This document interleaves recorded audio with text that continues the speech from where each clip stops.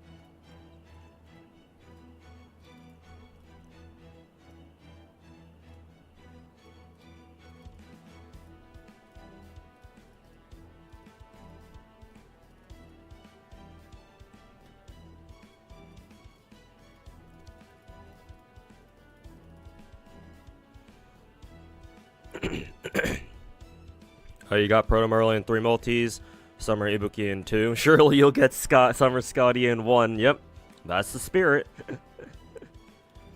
Surely.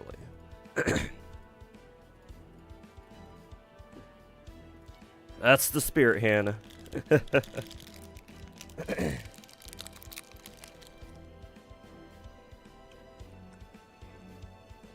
Best of luck. Ibuki. Both Ibuki and changli fucked you hard. Oof. Sorry to hear that. Hopefully that shit doesn't happen to me too. No, speaking of which. Ooh, should probably buy that soon.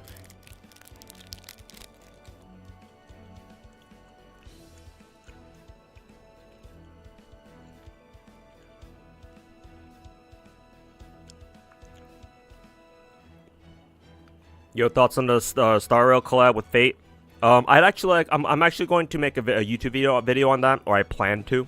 It might take me a little bit to get out though, because I'm basically working on like 2 weeks of YouTube video content to put out all at once, or maybe not at once, but like I'm working on like a batch of YouTube content to put out like every day for like 2 weeks straight, basically. And then while those 2 weeks are going, I'm gonna work on another 2 weeks worth of YouTube content, and in the meantime, and then once the first 2 weeks of videos are done, then I'll put out, I'll be done with the second batch of 2 weeks, blah blah blah. So I do plan on putting out putting out a video that's about my thoughts on the whole Star Rail collab thing. We're going for MP5 Ibuki. Yeah, if I wasn't broke. Sure fucking wish, dude. Good luck on the rolls. Thank you, Kamui.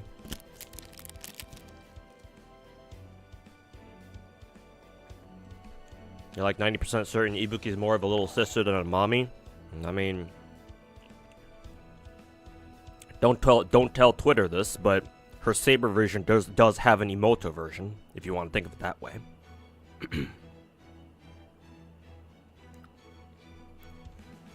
Hope rolls go well. Hey, thanks, man. And also, welcome to the stream.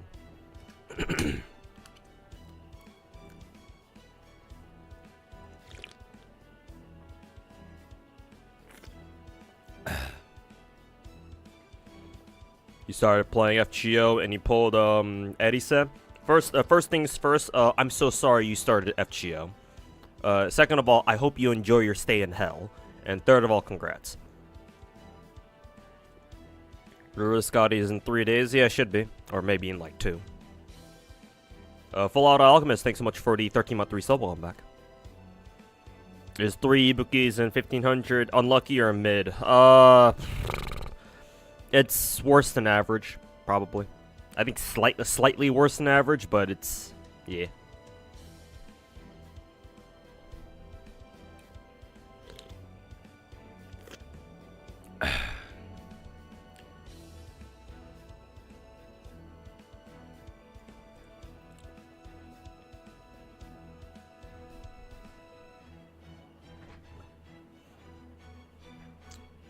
I think at that point it would depend on who else you rolled along with those 3. If those 3 Ibukis were all you rolled, then yeah, that kind of sucks. But if you also rolled other SSR spooks along the way, then it's not too bad.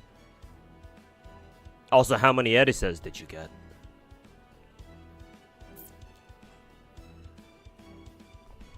Excuse me.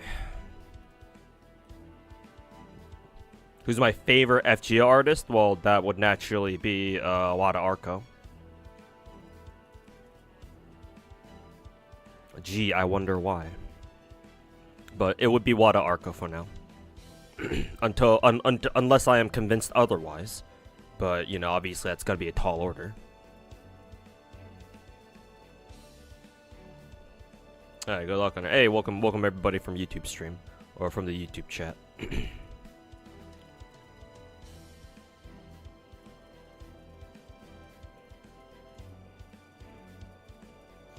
MP5 at about 1800. Okay, that's not bad. Congrats on your MP5.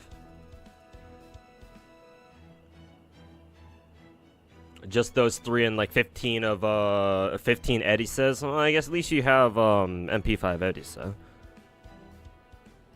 that's not bad.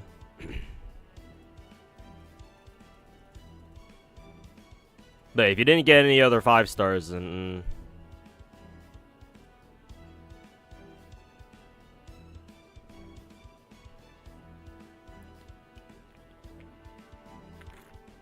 overall, I would say...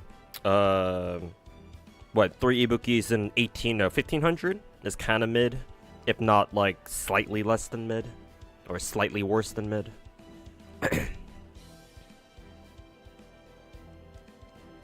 Technically speaking.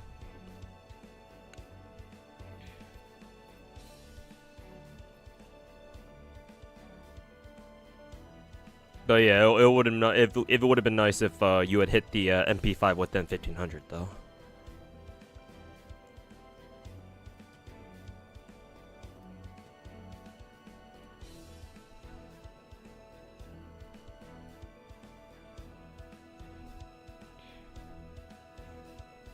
Hey Red, welcome back. Tossed 50 tickets at Gareth because she's cute, but you got Merlin instead. Oh, as is often the case. Oh, what's that? You want the 4-star? Oh, here we go. Here's a 5-star. You want that one more, right? Thanks, Losangle. Swipe, yeah. Might be swipe time. Hey, Jay Walker, how's it going, man? Hope the rolls go as well as yours did earlier today. Hey, thanks, man. And glad to hear that Ibuki treated you well. You actually did lose your 50 to Lingyang. Oof. I hope that is not a I hope that is not what we call in the business foreshadowing. I hope that is not the case. Hey Tom Trom, welcome to the stream, man. Happy to catch my stream live for once. Hey, glad you can make it. And yeah, feel free to roll along with me and try to see if you can steal my luck. Most of the time, that'll probably happen. Given my chat's luck whenever they roll with me. Will they have any actual characters in the Star Rail collab with UB Dub or just some Light Cone and done deal? because the timing is for next year, 2025, I'm thinking that this collab is actually going to be a serious collab. Because if it were like a kind of like a bullshit collab where it's like basically a cosmetic collab where it's like, oh, you just get a couple skins and that's it,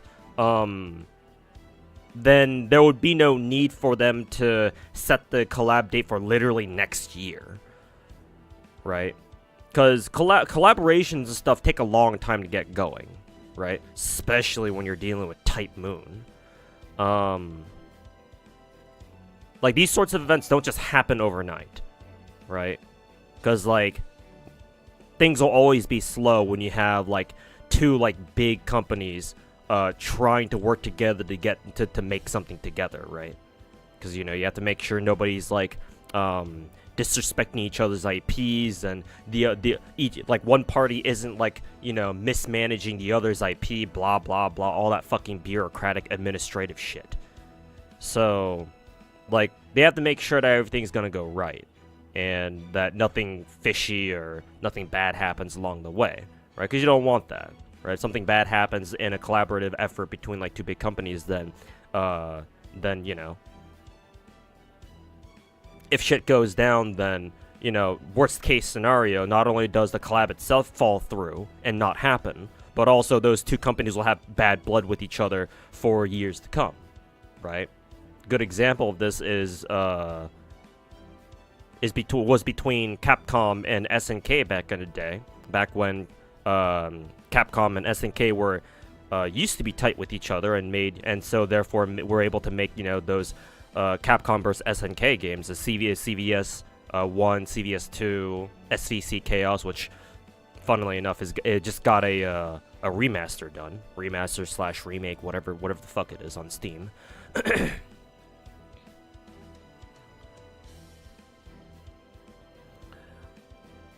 But at the end of the day, those collaborations were mismanaged because Capcom just very clearly got the better end of the deal, and SNK honestly got fucked from that. So because of that, those two companies didn't work together again for at least another 2 decades. They're only now starting to kind of get back together again with all the new, you know, with Terry being in, Terry and Mai being coming soon to Street Fighter 6, and, you know, whatever SNK is gonna put in for their new games too. Assuming they're gonna put in, like, a Street Fighter character into, like, the new Fatal Fury game, or into City of the Wolves. So, like, when companies get together to make a serious collaboration event, it usually takes a bit of time, usually. And then on the other hand, we have Nikkei that's already been able to pump out, like, fucking 3 collaboration events in, like, under 2 years. I don't know what kind of magic they're pulling, but hey. Like, I guess the Nier collab is kind of easy to do because Yoko Taro doesn't give a shit. He just wants the money. And he doesn't mind just throwing 2B and the other girls into wherever, you know, as long as the money's right. So maybe it was easy getting the Nier collab, but I'm not too sure. I'm not too sure about how fast it took them to get, like, the ReZero and the Chainsaw Man collabs done. Even still, you know, three collabs in under 2 years is very impressive. And they weren't just cosmetic collabs. They were, like, actual full-blown events and shit. So.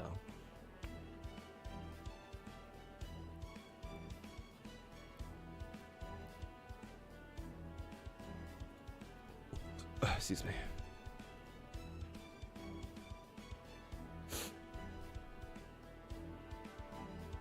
So, going back to the original question, yes, I do think it's going to be a serious collab. However, just in case anybody here legitimately thinks that you're going to be able to roll Astolfo and Honkai Star Rail, no, that's not going to happen because it specifically says unlimited blade works. See a lot of gacha tards on Twitter thinking that they're gonna be able to roll fucking everyone's favorite, the internet's favorite fucking twink, off the Star Rail and UBW collab when Astolfo doesn't even show up in UBW at all. So given that most of us here are familiar with Fate, FGO, and, you know, just the Fate verse in general, I'm sure you guys already knew that, but in case anybody needed to hear that from me, yeah, no, you're only going to be able to roll for actual UBW characters, assuming that's the case. Hey, X-Ray, thanks for the kind words.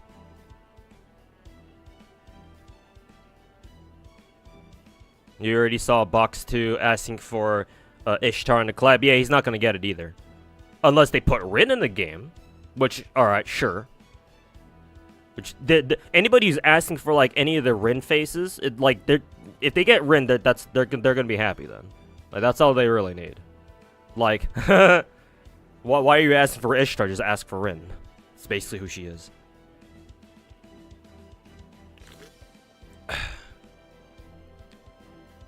Wouldn't be surprised if the Servant universe turns out to be canon and Star. It would be, but if that's the case, they should have done an FGO collab, not a UBW one, you know? Because the Servant universe is just a complete fucking meme.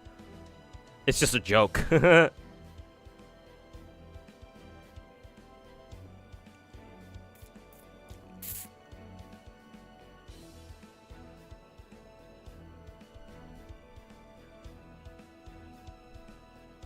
You sold your account a couple years ago for around $200. You thought you were free, but now some friend gifted you a good starter account. Now you're back into hell. Oh no! Why did you fall for the trick again? Why did you return? You were free. You could have had it all. What's your target for Ibuki? MP1. Like, she'll just be a cosmetic servant for me for the time being.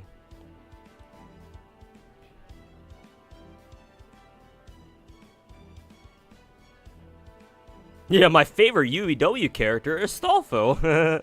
When he didn't even show up in the fucking anime at all. So basically, Rin, Shido, Emiya, Saber, plus... Well, it's UBW. It's specifically Unlimited Blade Works, which... I kind of have to wonder why, right?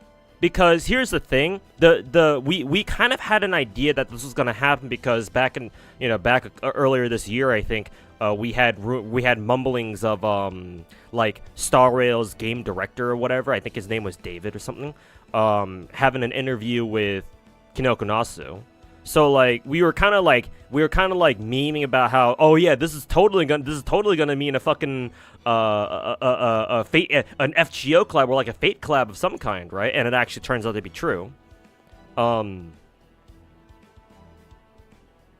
it's specifically Unlimited Blade Works, and the reason why I bring that up is because it's not as if Fate hasn't had collabs before. Like Nasu doesn't mind shilling out Fate, base Fate, not FGO. We're only talking about base Fate, Fate Stay Night, to other IPs, to other games, and in collabs, and like just random ass collabs, right? A couple examples are Shadowverse had an FSN collab, right, where you can play as what, Ilya, Gil, Shiro, I think. I know this because one of my IRL friends plays Shadowverse, and he has Ilya, I think. Ilya and the other Fate characters that participated in the collab. This one Japanese gacha called Valkyrie Chronicles, I think, if that's what its name is, also had a Fate collab. Again, a Fate Stay Night collab. And then fucking Battle Cats had a Fate Stay Night collab for some fucking reason, which, okay, that's hilarious. But it happened. Okay, sure. Kinoko Nasu sure has a fucking sense of humor, I'll give him that. But I believe they were all specifically... They were all just base Fate Stay Night. Whereas this Honkai Star Rail collab is with Unlimited Blade Works specifically. So, I don't know if that actually means anything. Like, it has to, right? Because the other collabs that Fate has done with those other games that I mentioned, possibly others that I don't know about, I don't think they were specifically with, like, Unlimited Blade Works or, like, Heaven's Feel or some shit like that. They were all just with just overall Fate Stay Night. Like, they weren't collabing with a particular route, is what I'm trying to say. Whereas here in Star Rail, it's specifically with the UBW route? Like, okay. That's interesting. Because I certainly haven't heard of anybody else doing like a collab with a specific Fate route before. unless I'm mistaken, unless there has been another IP out there that already has done like a specific UBW collab, or God forbid a Heavensfield collab. Imagine if they were collabing with Heavensfield specifically. Sheesh.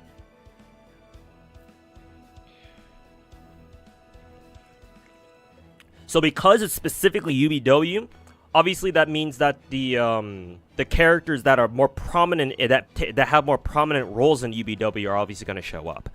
So obviously Shiro, obviously Gilgamesh has to show up given his role at the end, right? Emiya will also have to show up again given his prominence. Then again, Emiya wasn't. I haven't read through I haven't really read the visual novel itself. I've only watched UBW. I've watched all 3 Heavensfield movies for what that's worth.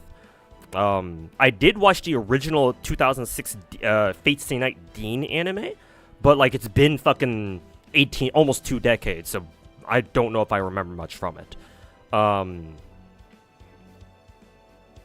Like I know Emiya has a prominent role in both Heavensfield and UBW. Duh.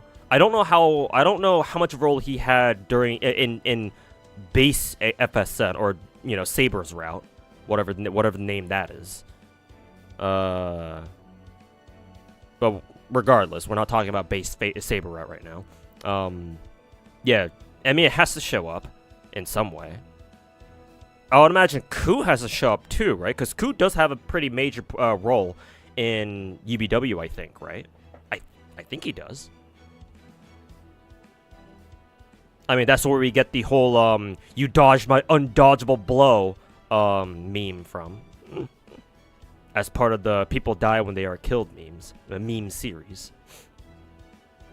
Gil about to conduct some home service on Clara. Yeah, a few eye examinations.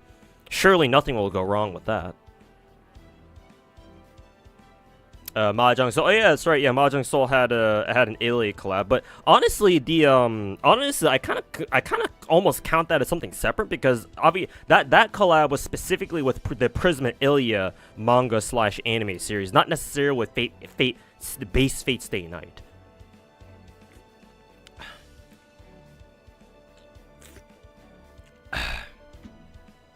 Why is it scheduled a whole year from now, though? They don't need a whole year for a simple collab. Bro, it's not. These sorts of collabs aren't simple, which is why I'm thinking this is a serious collab with, like, actual fucking Fate characters. You don't understand how long it can take to, like, crank out some of these collabs, man. Obviously, some studios are faster with these kinds of things than others. Like, obviously, Nikkei is a good example where they've been able to crank out fucking 3 collab events in under 2 years, which is fucking amazing. But, that's the exception, not the rule. Like, if they were to work faster, then sure, I'm sure they could get that event out earlier, but I'm assuming it's because MiHoYo already has shit planned. They're already completely booked out until then. That, and if they're gonna make this collab serious, they're gonna give it all the time that they can give it. No, that's like collab events and shit like that being a whole year, being scheduled for like a whole year out. That's normal, dude. Like, if you're dissatisfied with that, or like you've never seen this kind of thing happen before, welcome to Gacha games, or welcome to online online live service video game collaborations in general. Like, these sorts of things take time to cook.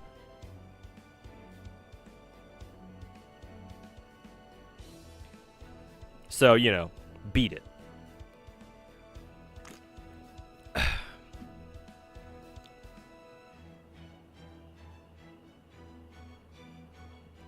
Still waiting on the Arknights and Destiny 2 collab. Yeah, that's not going to happen, though.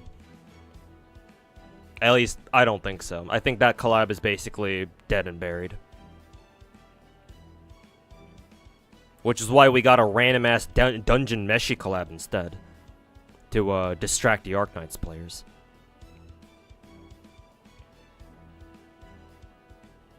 Hey, Gallon. Hopefully my rolls aren't as cursed as the others. Oof. Did the others have to suffer through that?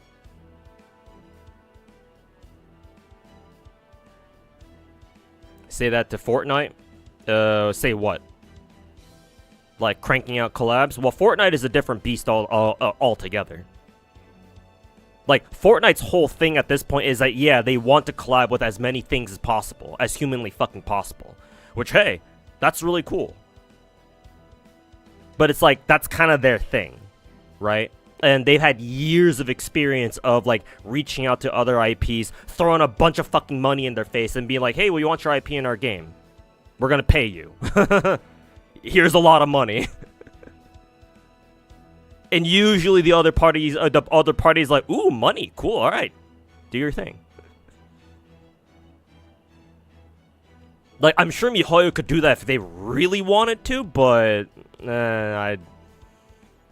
there's only so much we can speculate. All I can say is that obviously whatever the fuck Fortnite does, they're one of the exceptions, not the rule. Usually corporations don't work that fast. Excuse me.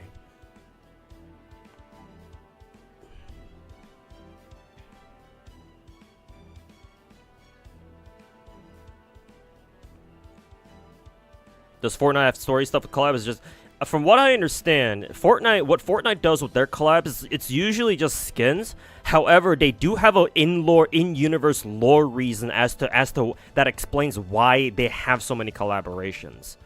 Like, apparently it's because, I don't know, whatever the fuck goes on in Fortnite, it's like the world of Fortnite or some shit, like, is looking for, like, the strongest, like, fighters slash the strongest fighters in every fucking universe. So, like, that's like their in-universe explanation for, like, why they have fucking Goku fighting against goddamn Gojo in the same fucking game. Something like that. So yeah, the collabs are just skins for the most part. Skins and emotes from what I understand, but, like, they actually do have an in-universe lore reason that explains why they exist in the first place. Which is kind of cool, I guess. Yeah, like, they try to take, like, the strongest fighters from any galaxy or any timeline or universe that they can get their hands on, and they summon them all to the same place to fight it out. Something like that. What about Peter Griffin? Well, yeah, Peter Griffin falls under that too. I'm sure, you know, whatever god or whatever, like, supernatural being, like, omniscient being that decides, who the strongest fighters are, probably had their own excuse as to why they brought Peter in. Peter? The horse is here. Yeah, Goku with the Glock. Goku with that AK. Cranking 90s at Tilted Towers.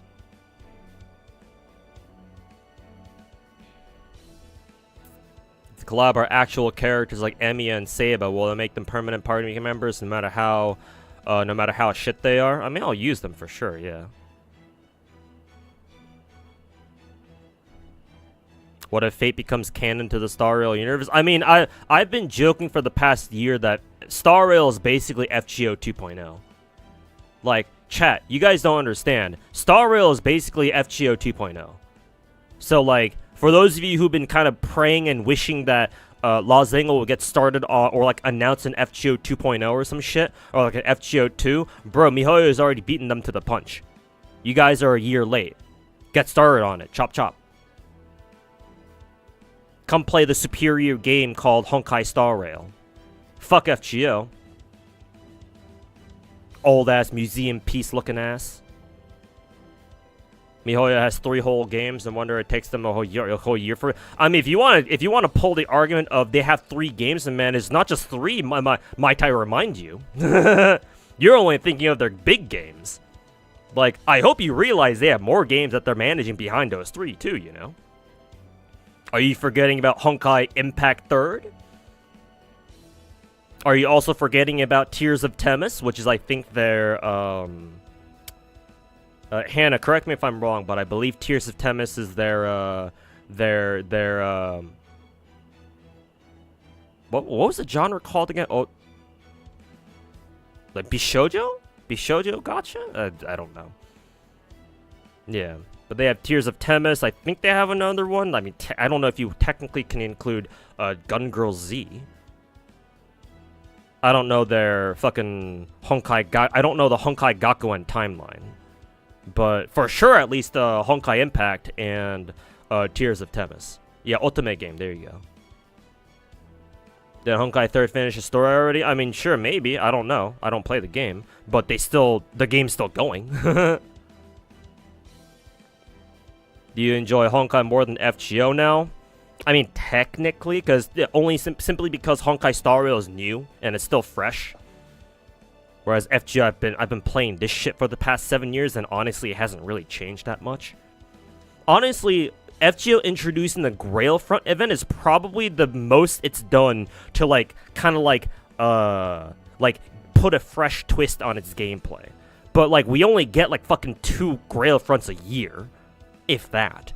So if they had done it more frequently, or they do it what MiHoYo does, where they put it on a fucking 2-week or a month refresh cycle, so we have consistent new content every single month or so. Then that would be a different story. But as is, the Grail Fronts are just a fucking novelty that shows up twice a year and it fucks off, never to be seen again until it finally does show up again for some reason. JP Gacha devs need to innovate a bit, not just a bit, man. Not just a bit. Holy fucking shit.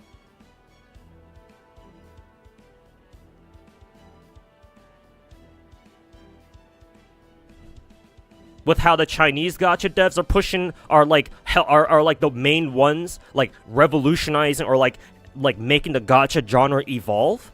Hell no, it's not just a bit.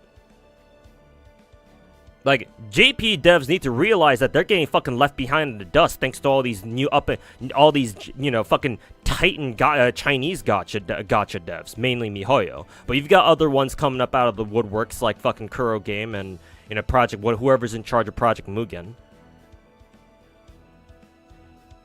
I mean, hell, even Hotta Studios is trying again since fucking Tower of Fantasy fucking bombed out here in the West. They're trying it again, Maybe second time's a charm with the new fucking game that's coming out, or that they announced recently. The Never NTE, I think it stands for, or NTE is the acronym. I don't know what it stands for.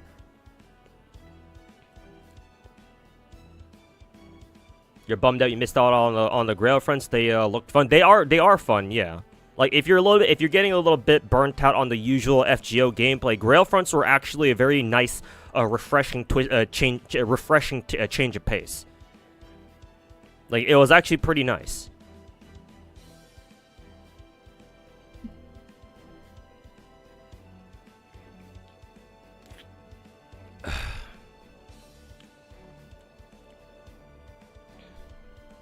FGO already has a bunch of servant 3D sprites. You mean 3D models, not sprites. Those aren't sprites.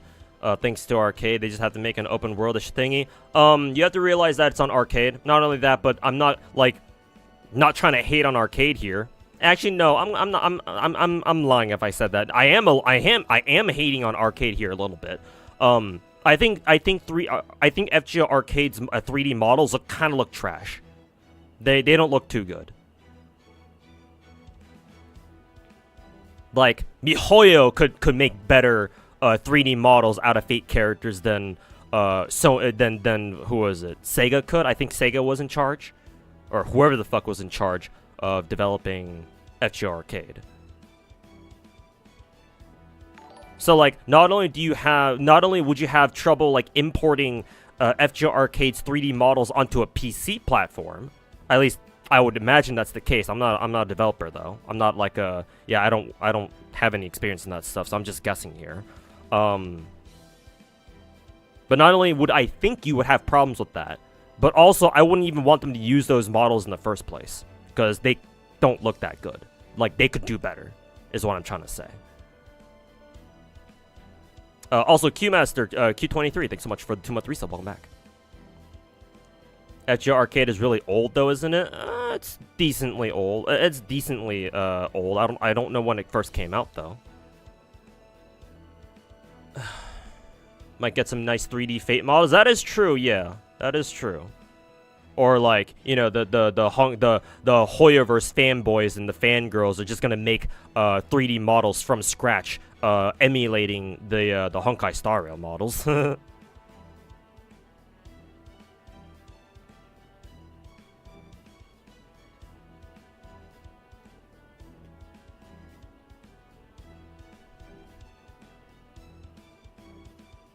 What are you looking forward to in the collab?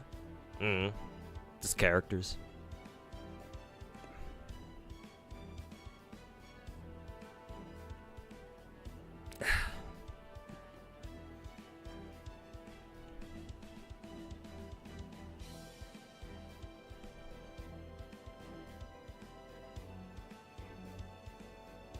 You wish Raiden Shogun will get a rerun banner already? Hasn't she already had, like, what, 3 reruns? Because if that's the case, then maybe MiHoYo will bring back the, what is it? Maybe MiHoYo will do their fucking, whatever banner that they fucking did for Albedo and, Eula, like, a couple months ago or whatever. Maybe they'll put her in, maybe they'll pull out that shit again and stick Raiden in that. Or something. Did you find a job yet? No, not yet. But you let me handle that one myself. I appreciate you trying to be my parent, but I already have 3. I don't need another one, you know, fucking yelling down my throat about whether I got a job yet or not. But I appreciate it. How strong is Ibuki exactly? She's the best arts looper in the game. Like, everyone else just kind of pales in comparison. Because Summer Ibuki has, like, she's basically everything an arts looper's, she's the primo, arts looper. She's like the arts looper's wet fucking dream. Because she's a berserker, good against everyone against foreigners. And how often are you going to be fighting foreigners exactly? She has, what, doesn't she have a 50% charge? Maybe it's only 30%. But she has charge, which automatically makes her better than fucking Summer Musashi. That's for sure. That's for fucking sure.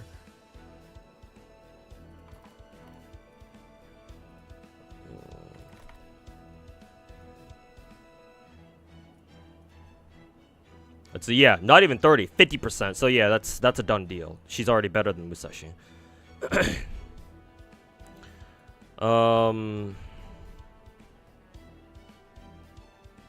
Let's see. Oh, she just gives herself more MP gen. She gives herself an MP gen buff for some fucking reason. She's an arts AoE servant, by the way. Huh, I wonder why she has that. Charisma, just in case you want her to be more of a multi-core farmer instead of a three-turn looper. Because she needed that. Also, for some reason, her second skill, which is normally your typical color buff that most servants have these days, for some reason that's targetable. Oh, and it also reduces another servant's skill cooldown by 1. Oh, in case you didn't know already, Summer Ibuki is really good for what is it?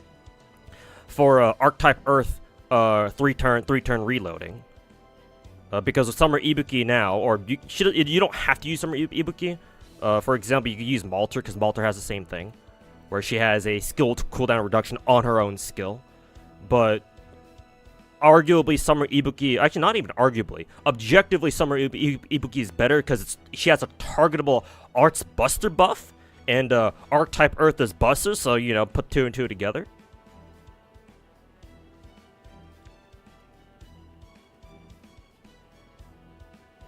Yeah, no. Summer Ibuki is your wet fucking dream if you're an arts looper. Like Berserker, she's good against everyone. AoE, obviously, and just really good support for like no fucking reason. So yeah, she's the best looper in the game. Like, even if you only roll her MP1, you can still use her pretty well. Because, again, she has great party support with her charisma and then her targetable Buster arts. Right? And she has her own 50% battery, so she can clear wave 1 on her own. Or at least she should be able to, hopefully. Right? As long as wave 1 enemies aren't too strong. Or don't have too much HP, she can clear on by herself, and then you could just stick her into a multi-core team and have her support your wave 2 and 3 clears, or wave 2 and 3 clears. You heard she was massive power creep 2 years ago. In the sense of arts looping, sure. Because, like, yeah, why would you... I don't know if you want to use anybody else. Like, if you already have a really strong, like, let's say you already 120'd your Spishtar, for example. I mean, you're still going to use your Spishtar, especially if you only have Summer Ibuki at only MP1. But, like, if you haven't like super grailed, if you haven't perfected like any like other arts looper in the game, then yeah, Ibuki just kind of blows everyone else out of the water. But only in the arts looping sense. Like, Ibuki Doji may run into some trouble when you're talking about challenge quest clears. And reason being is because she has no defensive utility whatsoever. She has nothing to protect herself, and she's a berserker, so, you know, put two and two together, and she takes one hit and she's dead. Or, like, 2 hits and she's dead. Whereas Summer Musashi is still better in that regard, because at least Summer Musashi has, what, a 1-hit evade on a short cooldown, so at least she can protect herself. I believe she has a guts? I think she has a guts, right? Summer Musashi, that is. I want to see she has a guts. Maybe I'm misremembering. But she does at least have an evade. I would argue Summer Musashi's Pierce Invul is better than whatever Summer Ibuki has, which is remove all defensive buffs. Which defensive buff removal is strong. Don't get me wrong, but considering that a lot of challenge quest bosses have irremovable invuls or irremovable evasions, or like worse, they're like the chance to fucking the RNG invul, the RNG evade, which is always fucking annoying.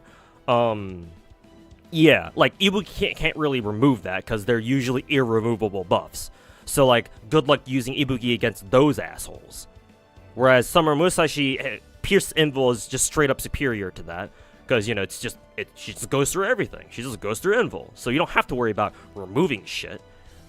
Obviously, the downside to it is that you have to, you know, make sure to kill them while she still has her Invul. But, I mean, her Pierce Invul, but hey, at least it lasts for 3 turns. So you have a decent window, assuming you don't get fucked.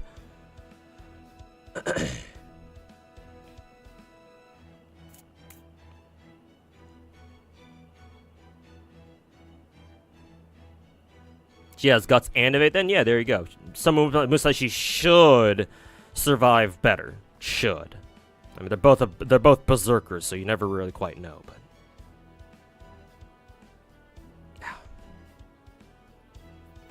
one buff removal and Musashi is cooked. Yeah, so is Ibuki. What's your fucking point? Are we doing changli after this? Yes, Muhammad, we are.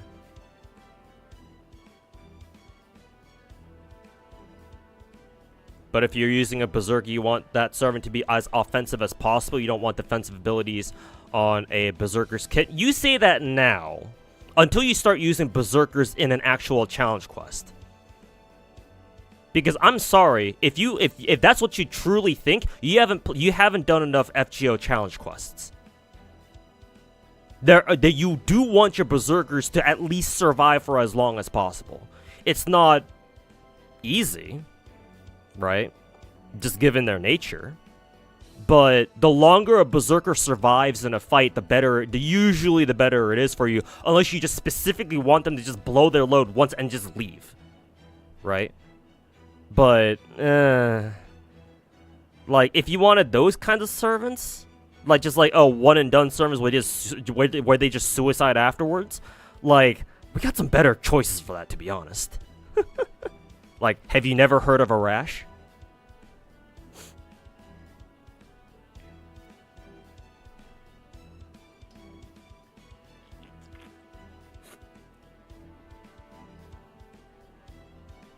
I'm justifying rolling for Summer Ibuki for gameplay. I'm not justifying shit, Ivan.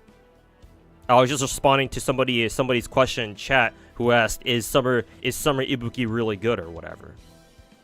Or like, does Summer Ibuki power creep people? Or is she massive, quote-unquote, massive power creep?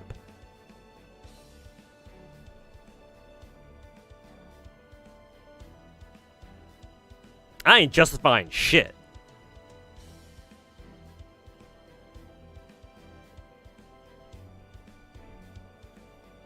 Are people getting tribal by units again? No, people just are not familiar with FGO.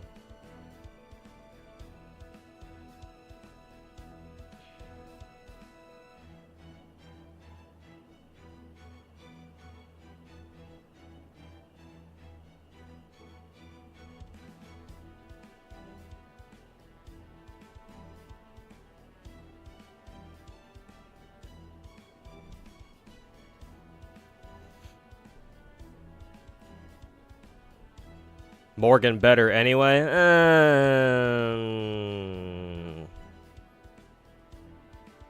Let's just say that they still all have their uses. Most of them anyway.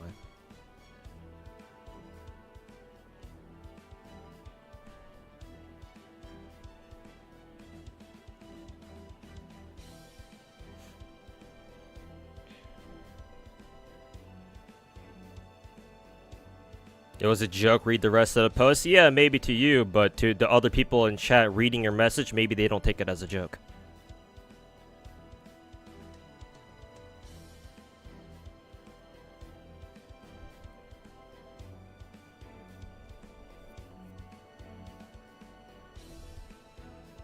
Was Summer Ibuki created for challenge quests or farming? You might be projecting your own desire to use whatever servant you want for whatever challenge quest you think they might work in? The fuck do you mean by projecting your own desire? You sound like somebody straight out of fucking Twitter, dude. The fuck do you mean by projecting your own desire, bro? Also, is that Leviathan? You've been in my stream before, haven't you? Matter of fact, I'm pretty sure you're an OG viewer. What the fuck do you mean by projecting your own desire to use whatever servant you want?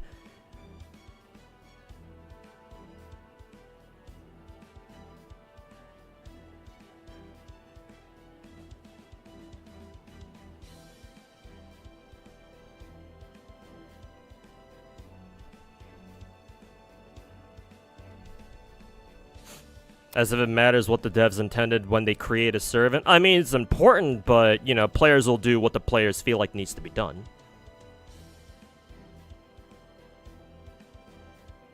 Maybe we're all projecting deep inside. Yeah, maybe. Maybe we're all so hopped up on social media brain rot that anytime somebody is sitting here explaining something, somebody will come out of the woodwork saying, "You're just projecting." Well, shit, man. Maybe you're right. Anyways, let's get this shit over with. We already got 200 people I'm stalling in front of fucking 200 fucking people, so not gonna use the tickets. I only have 4 of them. Would prefer saving up the tickets to actually, you know, until I have like 10 of them or some shit. Get our daily disappointment out of the way. Hey, Kyo. Alright, let's see if I can get Summer Ibuki and Edison within 5 multis. No Gamba? Nah, I don't feel like it. I usually only do Gambas for what is it? Whenever I go for like a high MP level anyway.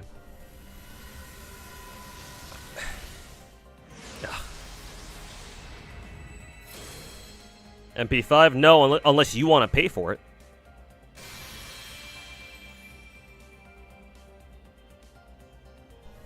You wish the daily disappointment counted towards the 10 roll? Oh, it doesn't? Maybe you guys told me this before, but maybe I just don't remember. But that fucking sucks.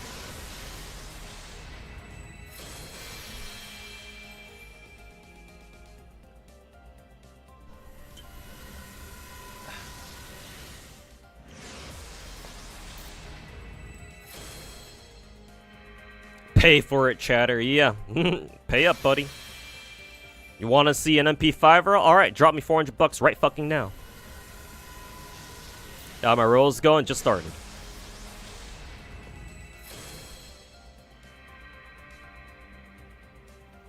Rolled 111 tickets on for Proto Merlin. Shit like took half an hour.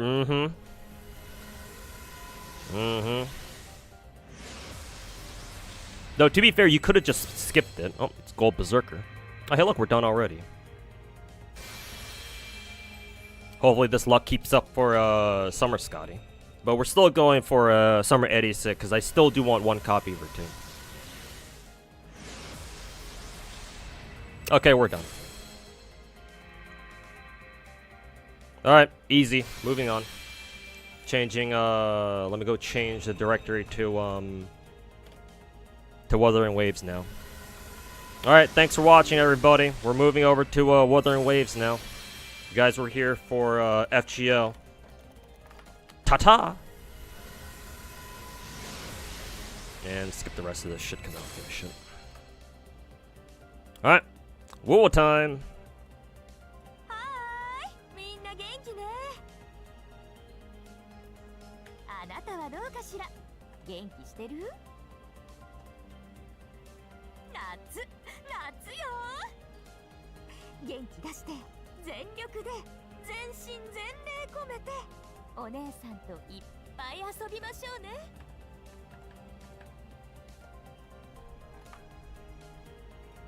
アサシン、内海エリセ。 She call herself an assassin? She's not an assassin. じゃなくてアベンジャー？ Oh, she thought she was.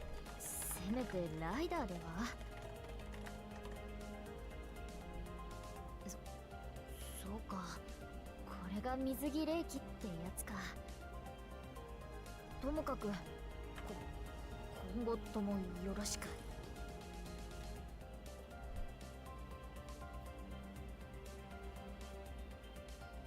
Okay. Who was up?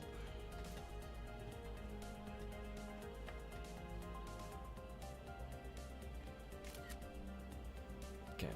Take a screenshot of that, because that usually doesn't happen every day. Okay.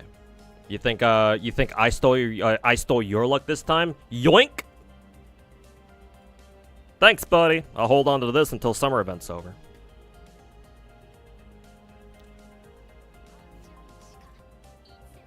Okay.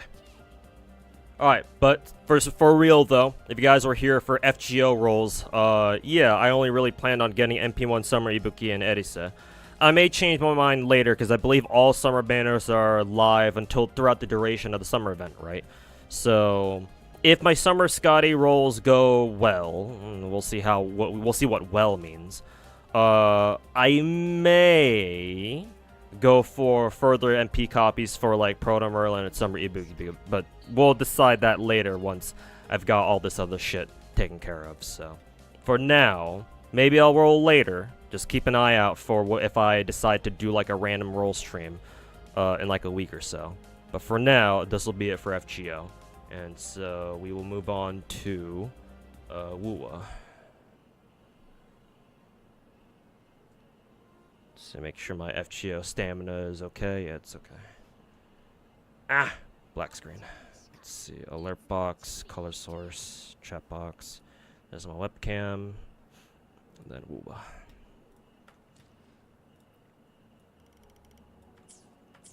Okay. Wuwa time.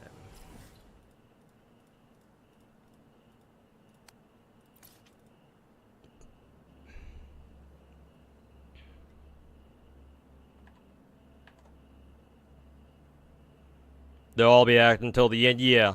So, thank God they do, because that means that'll give us some flexibility in terms of deciding on whether to go for the banner, whether to go spelunking back into the summer banners again or not. What was the damage on FGO? Literally just one daily disappointment, and then it was literally the first multi, right? Yeah, pretty sure it was just the first multi. Because I started with 152 Sanquarts, I think. And then, yeah, I have 121, so yeah, literally first multi. That doesn't really happen often. Matter of fact, I think that's the first time that's happened in literal years, but... Rolling Zhu Yuen on Z3. I kind of want to. I did play her story mission in Z3's main story, and she looks cool. She's got a fat ass, I'll take that. I'll give her that. I do kind of want to roll for Ellen though. I'm just gonna say for Z3, just fuck the W engines, like everyone's unique weapons, the W engines as they're called, and I may just go for all the characters instead, because obviously the characters are more important. And I lost the coin flip on Ellen, and I got Soldier 11 instead. So I think my next multi should get me Ellen, and then I'll worry about how the fuck I'm getting Zhu Yuen on the second half of 1.0.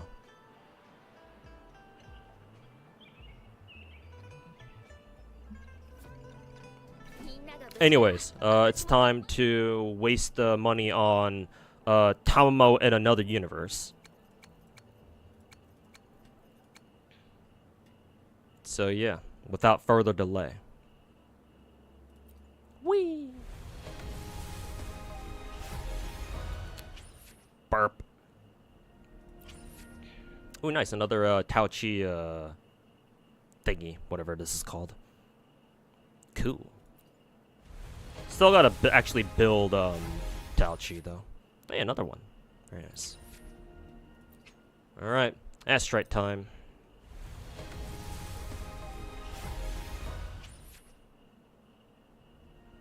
Another more Teffy. Haven't gotten any copies of the free-to-play healer though.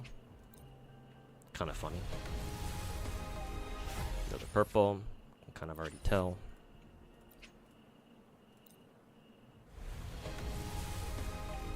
Should be a purple. Yep.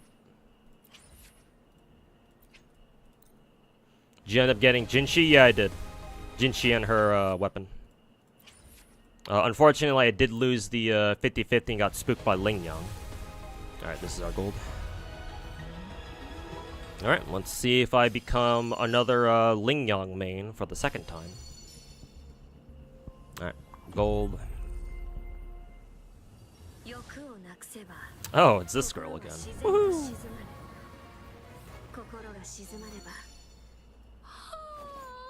Alright, skip.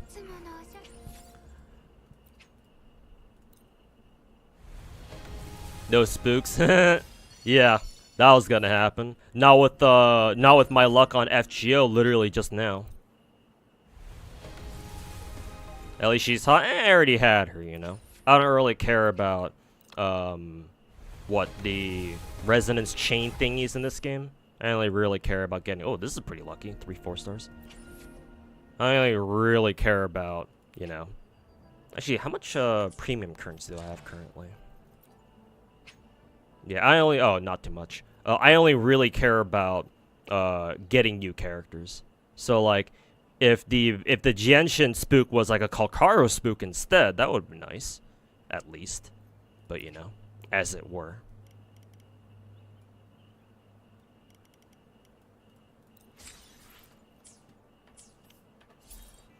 At least it was early? I don't know if that was early, my dude. That was, most certainly not early. It was, not early.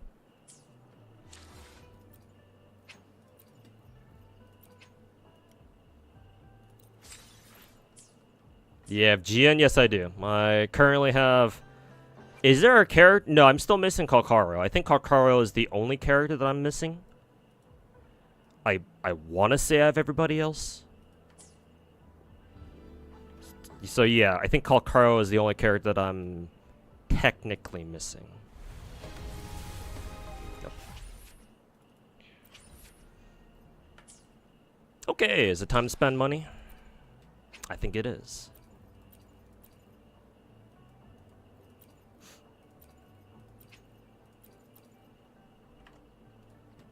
What resonance chain am I going for? 0. Are you fucking kidding me?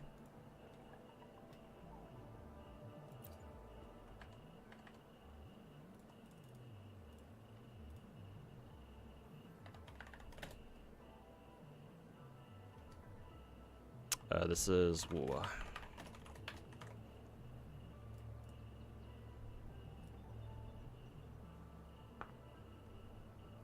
Yeah, no more top-up bonuses either. So raw dog, raw dog, motherfucking hundo dollar packs.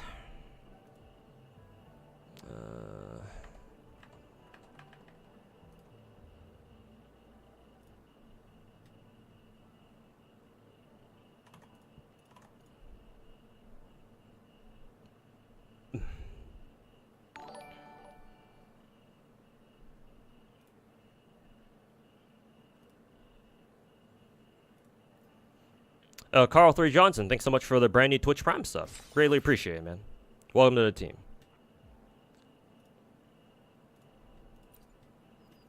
I hope you are enjoying the Gacha Salt.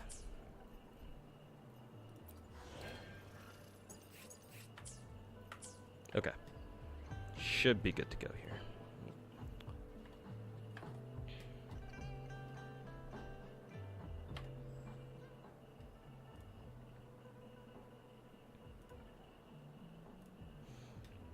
$100 for 5k gems is real bad. They shouldn't copy Hoyo and give it better value. I mean, yes, but you know, companies are greedy. More at 11.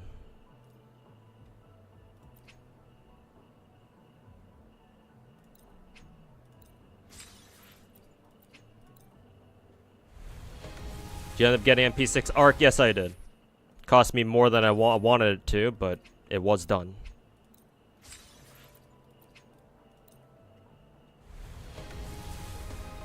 Alright, here it is. Or just skip it because we already know it's changli.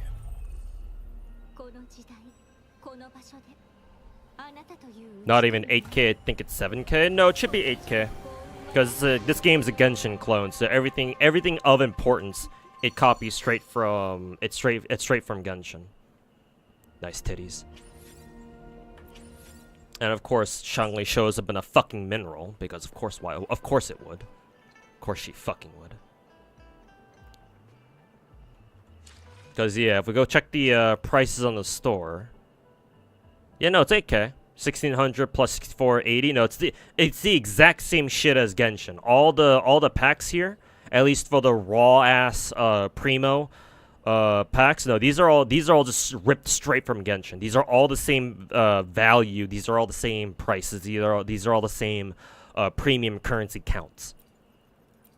Like everything you see here in the store is basically just a straight ripoff of Genshin, except for like, oh, they have more packs that you can buy with premium packs. Which is great if you're a whale and you know you wanna invest heavily into all your characters, but you know if you don't care about it, then who fucking cares? So the pulling animation is really good. You think so? I think it's whatever. Like it's basically Genshin, but you know it's darker. It's edgier. Something. Anyways, let's waste money for her weapon too, because why not? New 4-star. Make sure I'm actually rolling on the right fucking banner. Unlike what I did for fucking adventuring.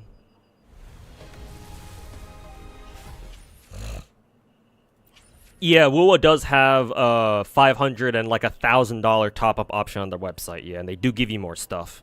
But you know, obviously those are for like the ultra degen whales, like I used to be. Like if I were still whaling on these sorts of on gachas as much as I used to in years past, I would have unironically bought the $1,000 one, because yeah, if it's got appropriate amount of like extra value attached to it, then sure, why not? Because I'm gonna be spending that much money anyway.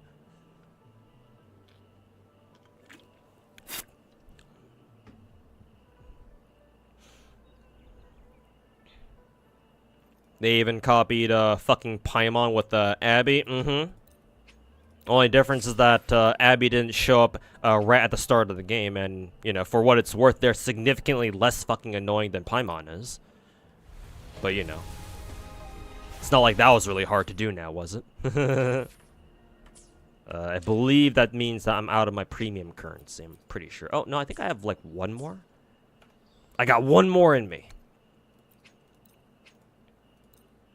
There we go. Yeah, we do have one more. See if this is the see if this is enough. Yeah, it actually is. Wow. I thought I was gonna have to put in another hundo. Cool. I kind of wonder if this was a an early weapon roll. Actually, don't know. I wasn't keeping track.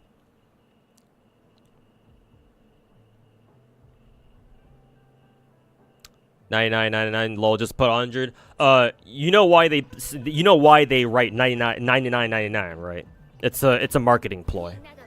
It's not just gacha games that do that. Like most businesses do that shit, where it's like, oh, in general, what you want to do to like try to entice people to buy your shit is instead of putting it at like say $100, you make it 1 cent lower by making it $99.99, and even if you know that it's only 1 cent cheaper, that still gets people to buy. It's like one of the oldest fucking marketing tricks in the book. So like yeah, like you might as well do it. Yeah, 99.99. Yeah, exactly. So you already know.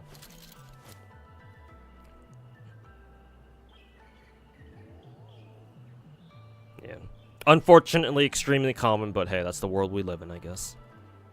If you were still heavily wailing on FGO, would that 5% off on JP the 5% off that JP gets on the Aniplex website be worth it for? Yeah, for sure. Yeah, because every little bit counts. Like I can tell you all about my my Costco runs I used to do back in what like year 2 and year 3 of FGO NA. Like if you want to hear that, let me know, because I can go on a spiel about that. The good old days when I used to do Costco runs for what 20% off iTunes gift cards. Wow, I already have what is it, S6 Mortefi? When the fuck did this happen? Must have rolled that many a lot of Mortefis going for changli, huh? Interesting. To think that I started off my my Woowo account not having Mortefi, and all of a sudden he's S6. When the fuck did that happen? No. Regardless. Oh, now Genshin also has an extra resonance too. For what that's worth. Ooh, my Tauchi is also S6 now. I really want to build her. God, her tits are so fucking huge. Alright, changli.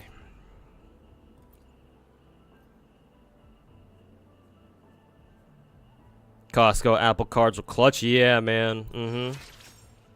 The good old fucking 20% off iTunes gift cards they had like every Black Friday or some shit. Or like twice a year.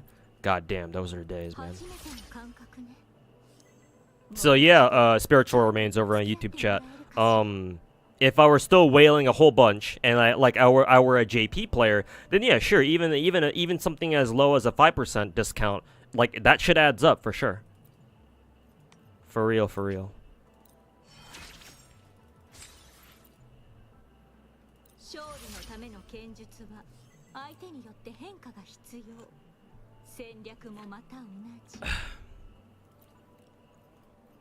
I mean, hell, I sat here and unironically told you guys that I would, if I were still wailing hard on gacha games, I would have, I still need to farm more of these things. I would have unironically, bought Wuwa's, $1,000, top-up thing. So, like, yeah. If I can sit here and tell you guys that with a straight face, then, like, yeah, like even something as small as a 5% discount is still worth it to me, just because of how much I spend. Oh, the Ibuki rolls, they were very lucky, Field of Lavenders, yeah. Literally, first multi after I was done doing the daily disappointment thing.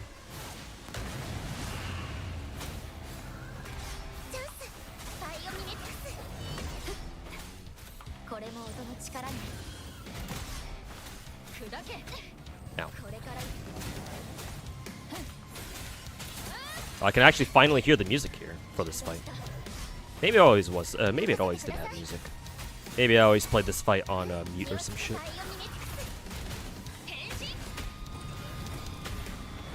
Oh, that's funny. That didn't break.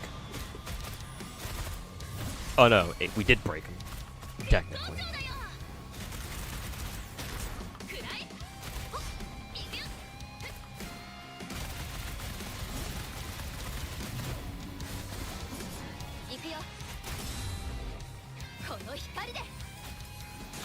Five percent of 2,000 is another pack. Yes, sir. Like, honestly, I really like FGO's $80 packs, or any pack that's only $80 as opposed to 100, because yeah, it's just compared to like the $100 packs you'd have to deal with in like other games like Arknights or Genshin, any of the Hoyoverse games. Like $400. By the time you spend $400, that's already another full pack in and of itself, right? So you're getting 5 packs instead of 4 for $400, and like you know that extra pack you get, that like those extra packs do add up real fucking fast, especially with how much whales tend to spend on shit, you know.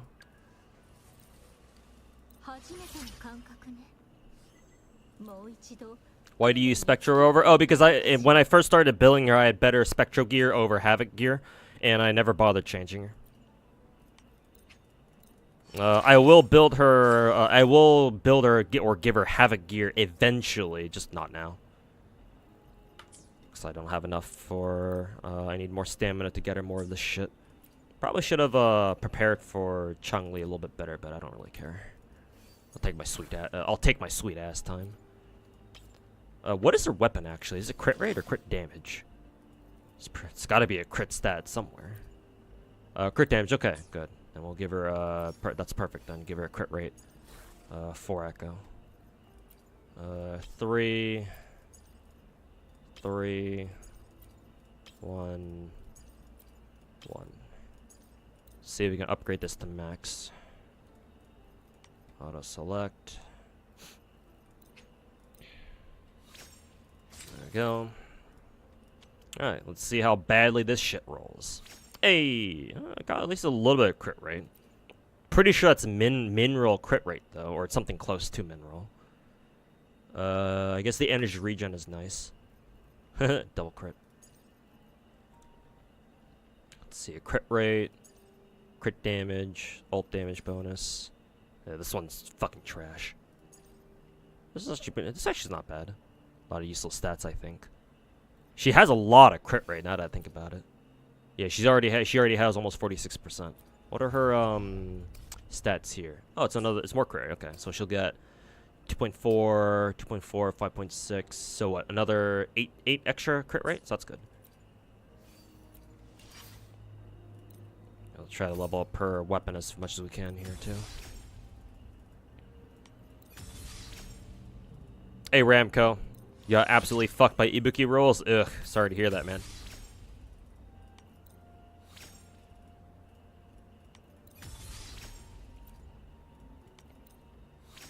Considering I'm also a Chishia main, Changli gonna make her her hold E. I think that's her hold E. Hit even harder with the bonus fusion damage buff. Nice. Looking forward to that. Why does FGO USA or FGO NA never come to Europe with any of their events? It just keeps it to Anime Expo. A couple of reasons. One, global FGO was never marketed as truly global. It was only ever meant to be for for NA only. Remember that FGO first came out back when gacha games were still like kind of unknown out here in the West. So honestly, like FGO was like one of the first ones, really, to my knowledge, like one of the first like Japanese gacha games to really like foray, like kind of tiptoe into the Western sphere, right? All because the FGO devs saw like Westerners cosplaying FGO characters, and they're like, oh, I guess there's an audience out here. You wanna put? I guess we'll throw out a server over there and see what happens. And so they did, surprisingly. But it was only ever meant for NA. They never had any plans to like truly expand globally. Like usually whenever multi-server gacha games come out these days, they make sure to make them like give global regional servers like what, you know, Hoyoverse does and what, you know, what Kuro Game does, and hopefully other gacha game studios and developers do later. Right? FGO was one of the first ones to do this, and so they didn't really plan very well. They certainly didn't expect it to really like pop off all that much. So they were very conservative, as is typical with Japanese corpos. They were very conservative with how much like they wanted FGO NA to like really reach out and like really be promoted, I guess. But the bottom line is that their intention was always only ever to be contained within America, North America, that is. And as for the Anime Expo stuff, like ever since year one, ever since the NA server came out, they decided to kind of piggyback FGO NA off of Anime Expo, and the reason for that is because Anime Expo is the biggest anime convention in North America by a huge margin. The scale of Anime Expo here in Los Angeles, California is like, if you've never been to AX before, like, you kind of have to come here. You kind of have to attend to, like, see the sheer scale. Like, I think the only other American anime cons that really come close at all are, like, maybe Otakon. And, like, I think another big con. But, like, those only have, like, maybe up to, like, I don't know, like 50,000, 60, maybe 70,000 people attending. Anime Expo has like 100,000 unique visitors like every fucking day. So the sheer size of AX is something to behold for sure. I don't know how it compares to, like, say, like the bigger cons in like Japan proper, or like in other areas. I'm sure there are other like really big anime cons out there around the world, sure, but in North America, Anime Expo is king. And so it was decided very early on, not just early on, at the start of NAFGO's life cycle, that they would tie FGO NA to AX. They would piggyback off Anime Expo, right? Because it's free advertisement. It's literally just free advertisement. Well, it's not free, obviously. They have to pay for, the panel slots and to have a booth there and all that shit. But it just makes too much sense. It just made too much sense for them, right? Because Anime USA's headquarters are here in Los Angeles, right? So attending Anime Expo, it's literally right in their backyard. And it's the biggest anime convention in North America. Yeah, it's a no-brainer. At least it was a no-brainer for them. And so for the last 7 years of NAFGO's life cycle, right? Every single time, every year, it always comes back to X. It always has a big presence here at X.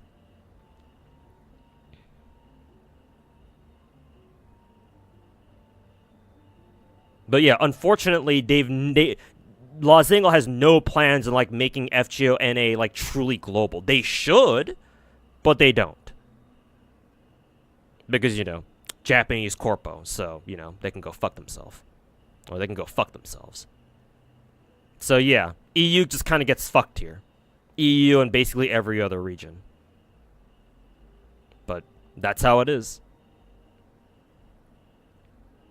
Like, they should expand to other regions like what, the Chinese gachas are doing, but clearly Los Angeles and /Aniplex has no desire to do that. Because the Japanese corpos are traditionally very conservative, as I've hopefully impressed that point upon you. And so when they're happy with what they've got, they like to just sit on their laurels. They don't want to, like, continue taking risks and, like, trying to make even more money, or, like, trying to make their games or their products, like try to market their products to, like, a truly, like, an even bigger audience. They don't have the same drive as, say, the Chinese studios and the Chinese publishers do, right? It's the reason why MiHoYo, right, and Genshin Impact have been able to blow up blow up the way it did. Because in my honest opinion, FGO could have been what Genshin is today. It could have. Not as big, maybe, but it would have had a much like more prominent role in like mainstream gaming than it does now. But they fumbled the bag because they didn't feel it was that necessary to put in more effort into promoting the game and marketing their game. So that kind of set the stage for that kind of let MiHoYo 4 years later to come along and be like, hey, that's a good looking Western audience. Mind if we take that? And they did. Yeah, and of course Europe obviously has, anti-gambling regulations and shit. Though to be fair, Europe, not Europe, MiHoYo somehow got around that, so you know they must have paid off the European governments or the regulatory bodies pretty fucking well, if I do say so myself. Because you can still play, any of the Hoyoverse, the big Hoyoverse games, just fine in Europe, right? I mean, they all have their own European servers, don't they? So like, you know, MiHoYo found a way around those regulatory, you know, restrictions. So why couldn't Los Angeles? And I would imagine it's because MiHoYo is willing to pay off the right people, whereas Los Angeles was like, or Los Angeles / Aniplex was like, yeah, maybe we don't want to. So you know, go fuck yourself, Europe. Otakon 2023 last year was only 42K. Okay, then never mind. It wasn't that bad. It wasn't that high then. But Otakon should still be like one of the bigger, like if we're not counting Anime Expo, it should be one of the bigger anime cons in North America. So like, yeah, if it only had 42K people last year, and Anime Expo like consistently has over 100K, like that should illustrate the difference, like how much bigger Anime Expo is than everything else so far. It's like not really a contest. Though the other cons are getting more popular just because, you know, anime in general is getting more and more accepted and, you know, dare we say mainstream out here in the West. So, you know, you like to see it.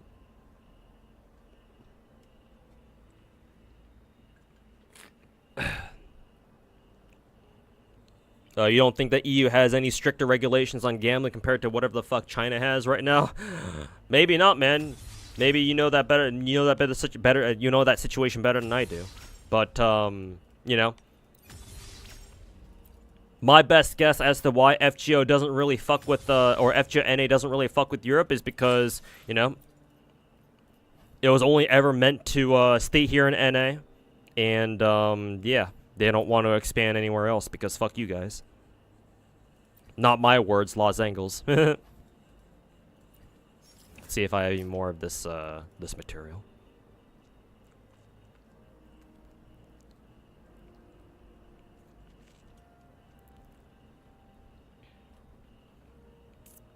Put Tao Chi in a one piece, that'd be hotter. How about we just have her in nothing at all?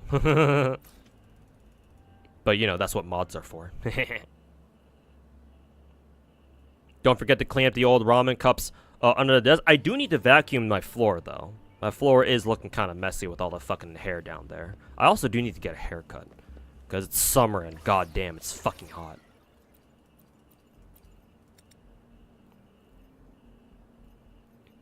So, hey, thanks No Vice in Twitch chat. Thanks for you being my my fucking parent. Now, you want to give me some allowance money, so about $400 so I can fucking S5 changli real quick? Is 3 enough? Actually, it might be enough. Number 2 appears to be Anime Matsuri in Houston. Oh, okay. Okay, and that one has 71. That's actually really good, actually. I didn't know that. I think I watched a little bit of Tectone's IRL stream when he attended anime what? Matsuri? Yeah. Earlier this year, I think. I didn't realize Anime Matsuri had 71K. That's actually pretty cool. So that seems to be definitely one of the bigger cons. One of the bigger cons, then.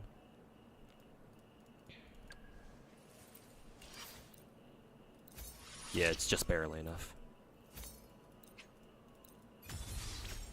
Right, level 60. I'm gonna have to farm more of that shit then. All right. Ugh.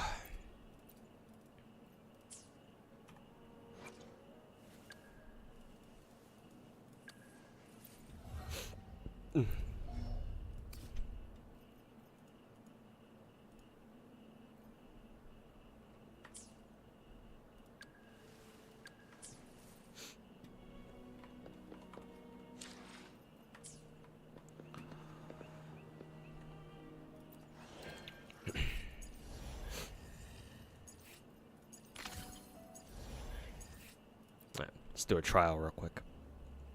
You're in Sacramento and average temperature is 100 over there. Over there, real hot. Yeah, I don't envy you.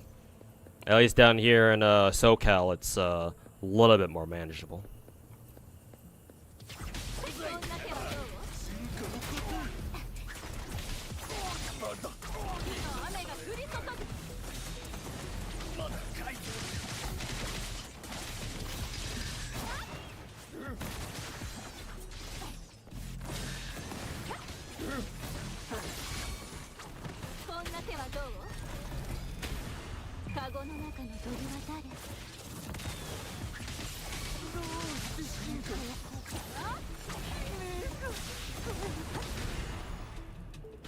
Oh, I got command.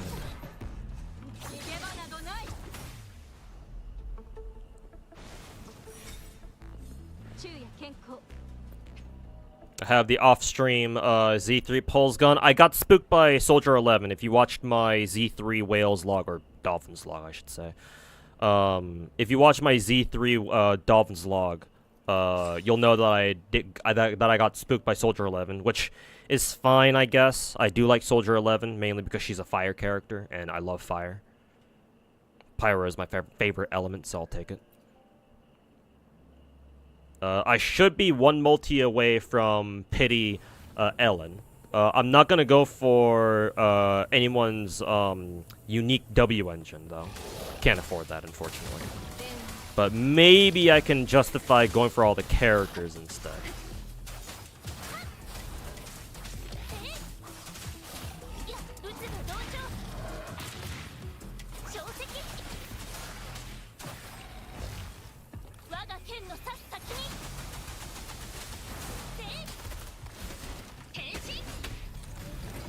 You also got spooked by Soldier 11? Nice.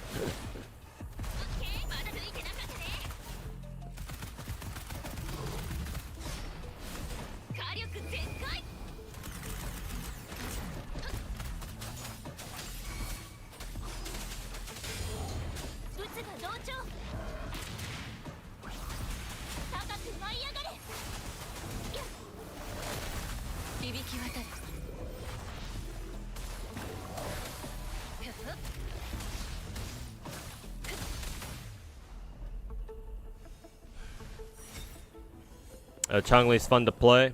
Would be better if your phone wasn't a laggy mess, though. Yeah, hopefully Kuro Game gets their shit together and optimizes the game for mobile.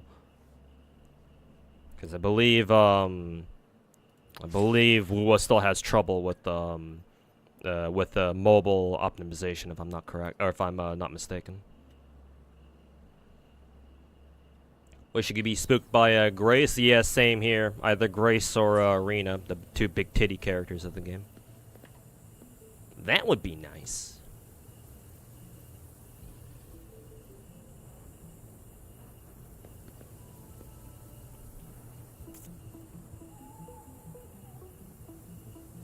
Who do you think is better, Jinshi or Changli? I have no fucking idea. Honestly, I have no fucking clue. My concern, just from playing Jinshi, is that Jinshi is an air combo character in this game, and maybe this is just a skill issue. I'm hoping it's just a personal skill issue, but defensively, I'm not very comfortable with air combo heavy characters like Jinshi, and it seems like Changli is also the same way, where her basic attack combo takes her off the ground. I much prefer grounded characters like Yang and Rover and obviously Chishia, because it's just a lot easier for me to dodge incoming enemy attacks. Because if you're dealing with air characters, like it's much more difficult to gauge to gauge the timing for dodging incoming enemy attacks. And not to mention, obviously, Jinshi has a lot of shit going on where she just spams all this fucking light shit, right? Because she's Spectro. And so because of all the special effects, that makes it very hard to see incoming enemy attacks too. So it's like half the time that I'm playing Jinshi, I have to pray that all of her attacks are staggering enemies to the point where they can't even attack her back. So if I come across an enemy that is fighting back, then I'm just like, well, fuck. Now I just gotta spam dodge, just hoping I dodge them. Just pray for the fucking best that I dodge the incoming enemy attacks and not get hit.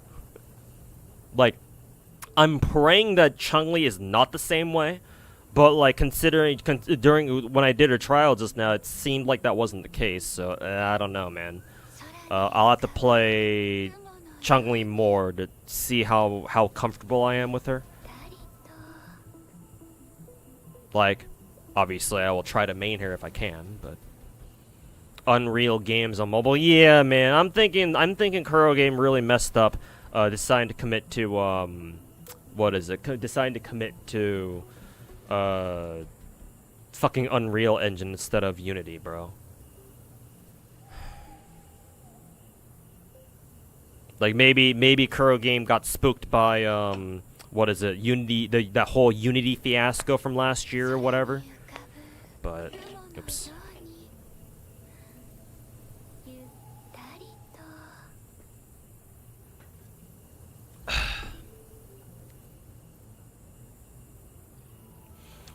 She's more plunge? Okay. Yeah, if Changli is more grounded than, has a more grounded fighting or play style than Jinshi, then that's all I really care about. The Ibuki rolls go very lucky, Warsaw. I got both her and Erisa in a single multi and a daily disappointment. So, I got lucky there. Unfortunately, I got fucked here in Wuwa, though. Got spooked by an S1, Genshin. And I basically had to go to soft pity both times, I think. Or like something close to it, so eh.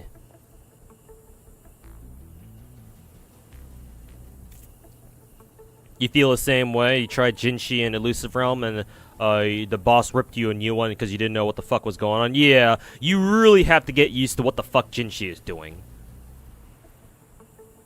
Like, once you understand how she works, and for the most part, she's pretty simple. I mean, most characters in the game are. Some of the starting characters, especially some of the 4-stars, are a little bit harder to understand. Surprisingly, like Sanhua, I didn't understand how I didn't understand how the fuck she worked until I realized that when she's all about her heavy attack. And you have to time her heavy attack so that the marker on her resonance bar or whatever this shit is called down here, like matches up with like whatever the blue section is on her resonance bar. If you hit the timing, then Sanha will do like a stronger like heavy attack or some shit, and she'll freeze she'll inflict like stronger freeze damage or whatever the fuck she does. Like that's her game plan, and like that having to pay attention to that in the middle of a fight can be kind of challenging, to be fair. Because, you have to dodge incoming enemy attacks, and if you do, then obviously that means your heavy attack is interrupted. Taochi is all about parrying, I think. Or just, yeah, parrying or, like, countering people. So, like, if you love countering, like, Taochi is, like, counter the character. Parry, counter the character. So, like, some of the 4-stars are actually harder to use, but, I mean, I guess that makes sense. Because, like, the limited 5-star characters in these sorts of gacha games are basically just, oh yeah, pay to beat the game easier. Or pay to not have to worry about that fucking mechanic bullshit.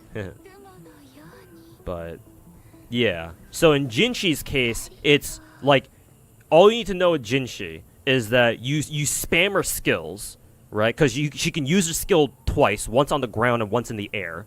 And you just spam her ult whenever you get it.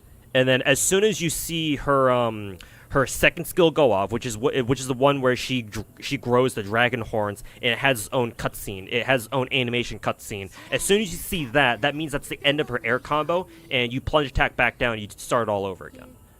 But it's basically spam all her shit until she does her skill twice with the special animation shit, and then you just do it all over again. Once you're used to that, then you have to work on getting used to all the flashy ass effects that all of her attacks have.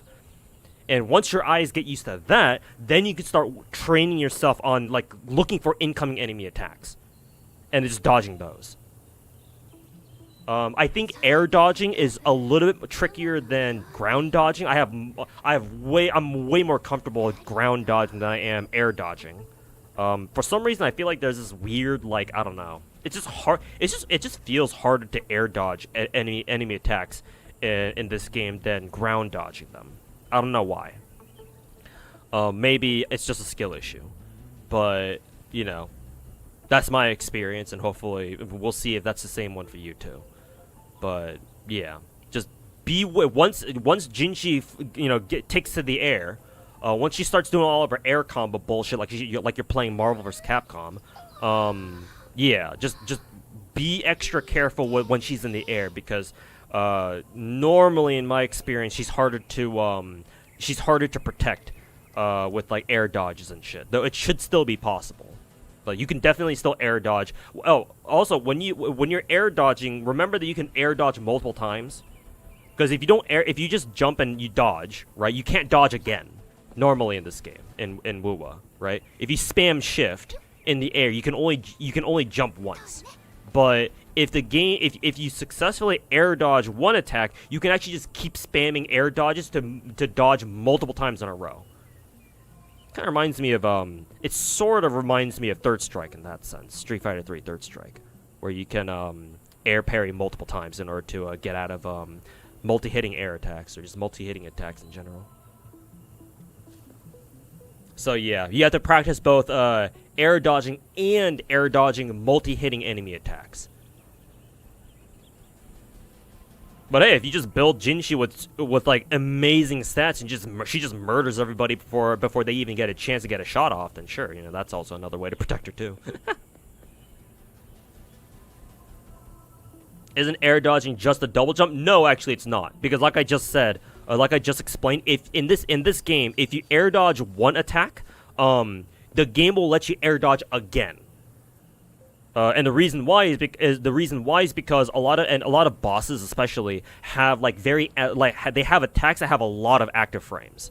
And what that means is like their attacks will still hit you even after a long time because of its animation, right? Or just a lot of projectile attacks do that too, right? When you're fighting the Morning Aches or whatever however the fuck you say that name, right? The Morning Aches boss has an attack where it shoots out a lot of like projectiles, a lot of spectral projectiles at you, like from its back or something, and they're like really really fast homing projectiles, right? And there's enough of them where if you dodge a little too early, you have to dodge again. And so you have to multi-dodge them. So against attacks like that, you can multi-air dodge, which means that the air dodge in this game is not just a double jump. Did you watch EVO this year? Yeah, I watched the entirety of it. EVO this year was fucking fun. Yeah, EVO this year was fucking amazing, bro. Glad I watched everything, or as much as I could of it.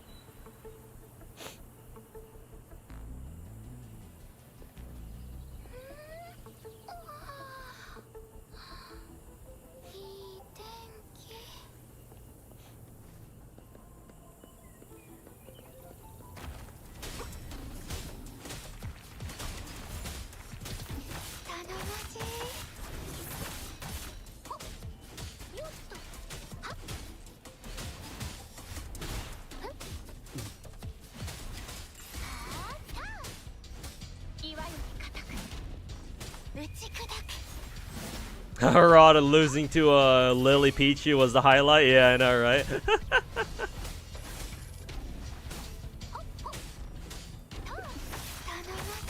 Time for the Lily nerfs, or whatever the name of the character was that Lily Peachy was playing. I think it was literally Lily, right? She was playing the character who had her name.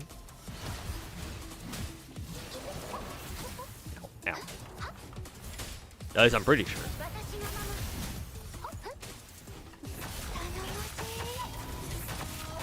And the Hayao's pose for Third Strike. Yeah, man. He was fucking great, dude. Fucking Evo moment 38, bro. Bro was 41. Yeah, and I did a little bit of Twitter research, and bro, like he's been like that, like as in like he's had that sort of character for the past fucking 20 years, man. He hasn't changed.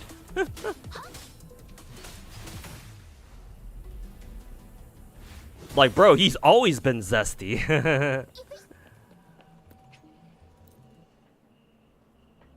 Spam the button if you get early. Yeah, basically just spam the dodge button. Yeah. Like, there's not really when you actually successfully dodge. If you can dodge the first hit of an incoming enemy attack, and you know it's multi-hitting, you have to dodge again. Just spam dodge at that point. You'll get guaranteed dodges there. Yeah. And if you successfully dodge in this game, it instantly resets your dodge cooldown or your sprint cooldown. Or I should say your dash cooldown. So yeah, at that point you just constantly just spam dodge over and over and over.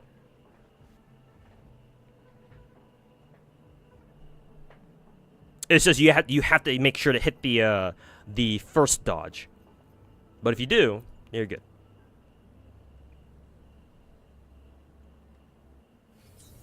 Yeah. And then Evo ending with the Punk's super fucking close win over Big Bird. Like, as much as it would have been also really cool to see Big Bird take Evo because his fellow teammate Angry Bird took Evo last year, so it would have been actually pretty poetic if both of the birds could have taken the Evos back to back. Like that would have also been really fucking amazing too. But like, yeah, just seeing Punk finally take it, especially after, you know, because I watched, I still vividly remember Tokido fucking brutalizing his ass in Evo back in Street Fighter V, right? The Akuma versus Tokido's Akuma versus Punk's Karen back in the day. So like, I remember how fucking bummed out he was after that shit happened. And then I don't know. I actually forget if Punk actually managed to reach Evo Grand Finals afterwards, like in between then and then this year. Maybe he did, and I'm just forgetting because it has been a while since, you know, that his Grand Final showdown with against Tokido. But yeah, just seeing him finally win, not only just him personally, right? Him finally taking an Evo title after, you know, competing for obviously a long time, and finally getting it, finally proving that he is indeed the alpha. But also it's also America's first Evo title in a mainline Street Fighter game after so fucking long. Like all of the fucking storylines, man, they just kind of Evo couldn't have ended on a better note, to be honest.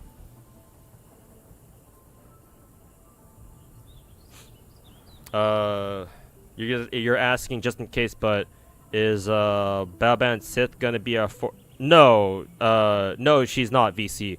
The Lost Belt 6 summer characters are next year, not this year, man. The 4-star that's gonna show up with Scotty is Wu Zetian Caster. She shows up in a story, I believe. Or she should have showed up in story as an enemy boss at some point. Like you should have run into her in the main story by now, if you've been keeping up with the main story. But it's not Baoban Sith. The Lost Belt, again, the Lost Belt 6 summer servants for FGO are not this year, they're next year. The 4-star with Summer Scotty, now that we've already gotten Summer Gareth, which is kind of funny that we got Gareth this year instead of next year, but you know, as it were. It's kind of, yeah, that's kind of funny now that you mention it. Yeah, so Summer Gareth with Proto Merlin,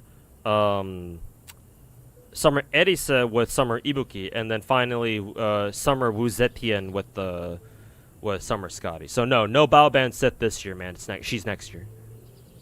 Is Ibuki worth it, or better to save for Summer Malusian? If you're a huge arts looper, if you're super big into arts looping memes, for farming, then Summer Ibuki is a must get. She is the best arts looper in the game, bar none. Even if you aren't like the most enthusiastic arts looper, and you want Ibuki, you want Summer Ibuki, but you also want it to be useful. She is still quite a useful servant even at MP1. Her biggest use case is that she's the perfect plug suit support for Archetype Earth. If you plan on using Archetype Earth a lot, she's the perfect plug suit support because Archetype Earth you can't use her in a double Oberon setup, I don't think, which is kind of awkward. Yeah. I mean, I guess you technically could, but like, who is it? Malusian utilizes double coin light or double KOL Oberon much better. But unfortunately, Archetype Earth cannot, mainly because her battery skill, her 100% battery is on a 9 to 7 turn cooldown instead of 8 to 6. So that's kind of an issue. Actually, is it 9 to 7 or is it 10 to 8? I forget. It's probably like 10 to 8 or something. Anyways, her battery skill does not come back off cooldown fast enough for you to be able to use double Oberon, or double Oberon, for you to use double KOL Oberon. So instead, what you can do is you can just run her with Plug Suit in Summer Ibuki, whose second skill has a 1-turn skill reduction, and that's enough to get Summer Archetype Earth her battery skill back on wave 3, and that should be enough.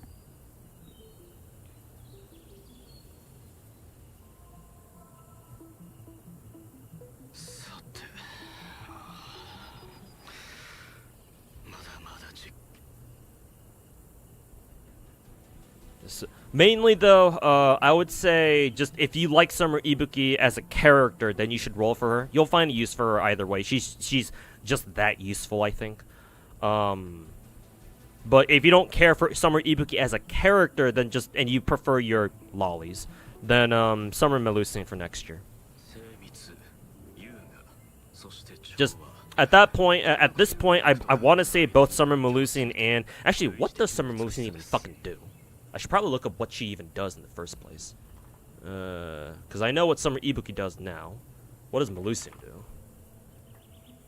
She's a ruler. I think she's, what, a single target arts crit ruler or some shit?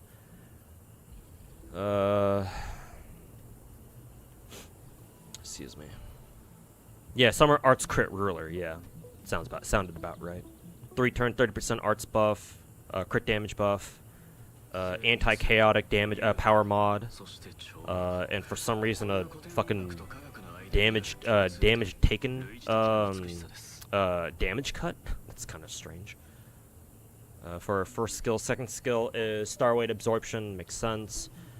Star regen, more star regen if she's on either water side or airspace battlefield. She just gets more stars in general. And she gains even more stars on those things. Alright, cool. Just stars galore. Can she force her own environment, though? No, she can't. As expected.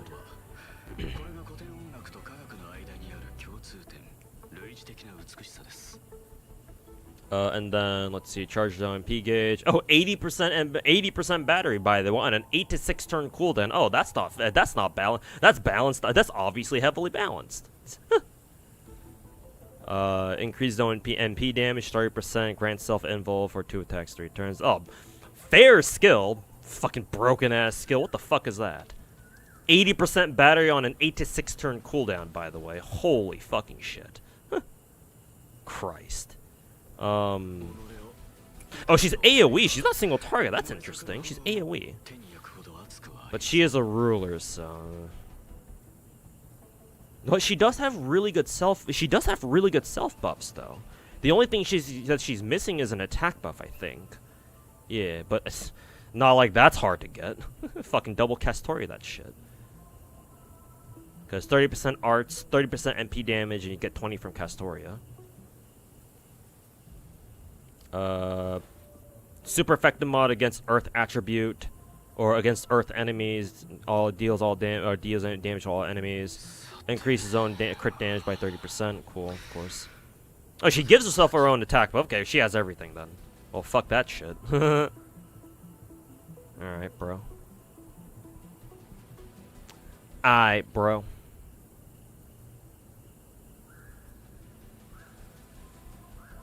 Aight, dude. Yeah, Summer Melusine is actually kind of busted now that I think about it.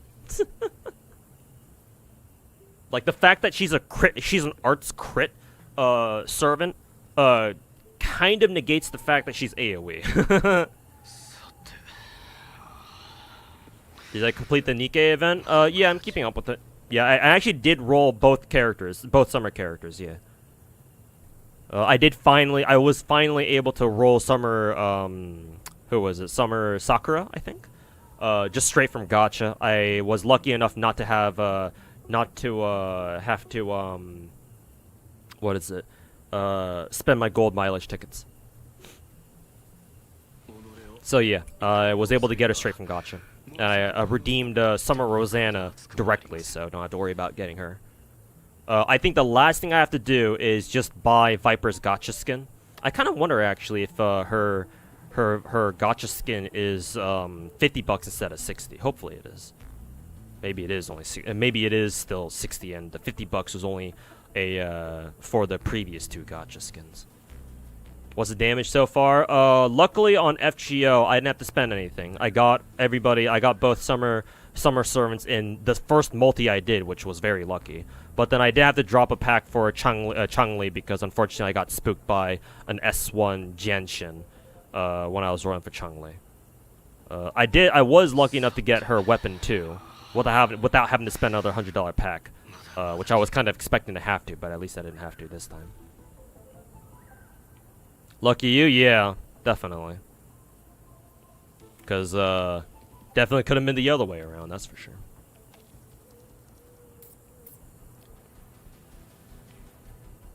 Summer event ends on Wednesday. Yeah, should be ending soon. It was a good event, nice and comfy.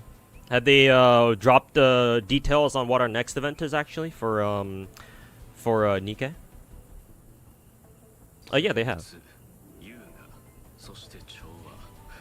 They have. Who is this new character? Ouch. Let's see. What is her name? Ain? Gyaru, blonde hair. Ooh, I like her eyes. Her eyes look very, very nice.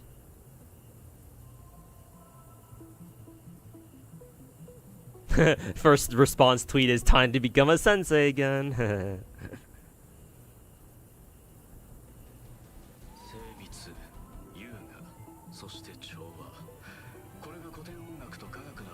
I wonder if Ain was like an NPC character, or yeah, an NPC back during who are those two again? Naga's and Tia's event. Because it seems like she could be in the same. She could be their classmate.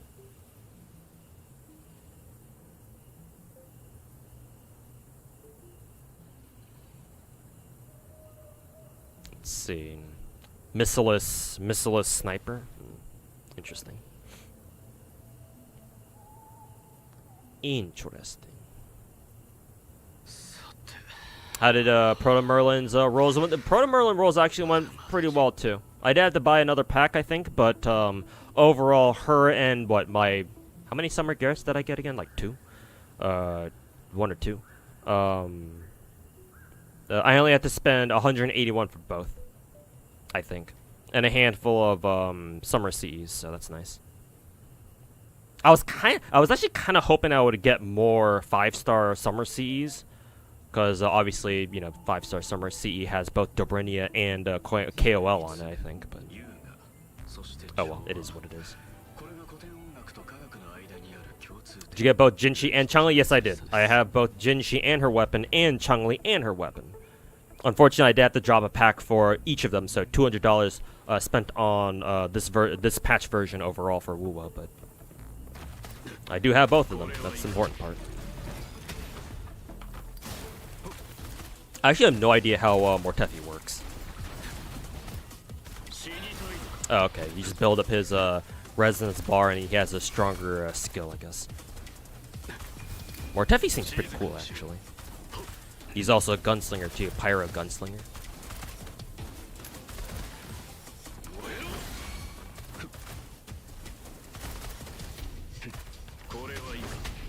Bonk, bonk, bonk.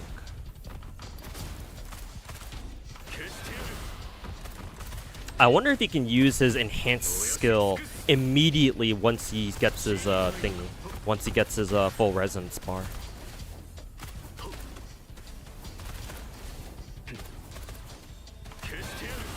That's actually kind of cool. He has like follow-up attacks that kind of come out automatically.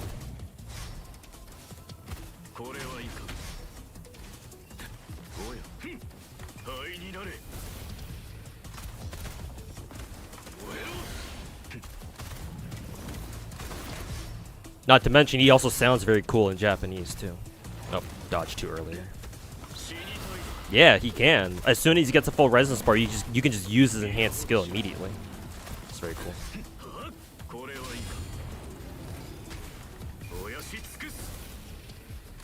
We need a 5-star gunslinger. Yeah, that'd be nice. I will be there when that happens for sure. Also, how many gunslingers do we even have in the game so far? Is it just Mortefi and Chishia? I guess both of our gunslingers are both pyro, huh?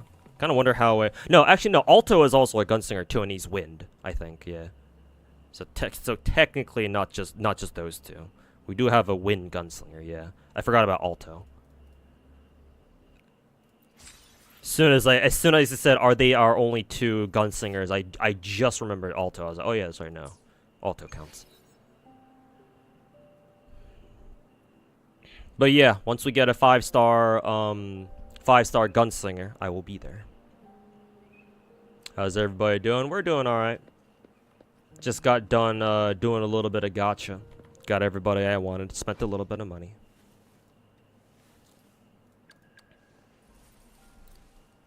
I kind of want to just use some of my wave plates. My whatever the fuck these are called. What are these called again?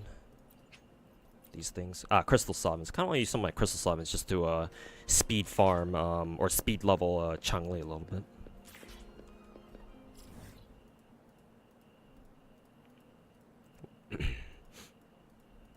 Did you pull? Yeah, I adore her. Yeah, I did.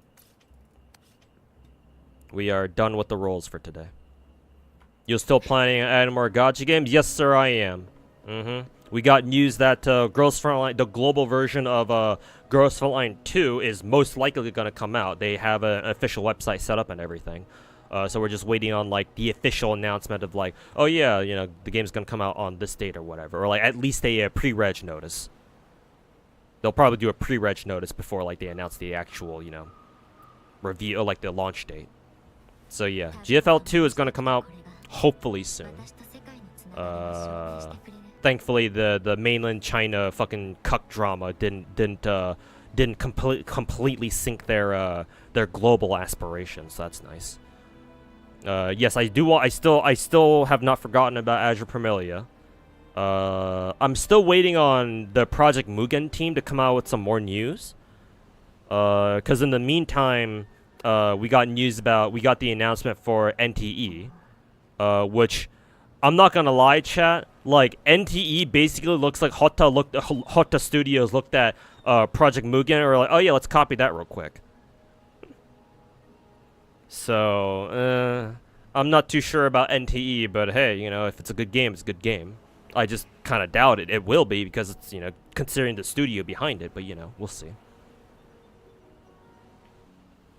You liked NTE more than Mugen? I like Project Mugen. The way Project Mugen worked better than whatever I saw from NTE, to be honest.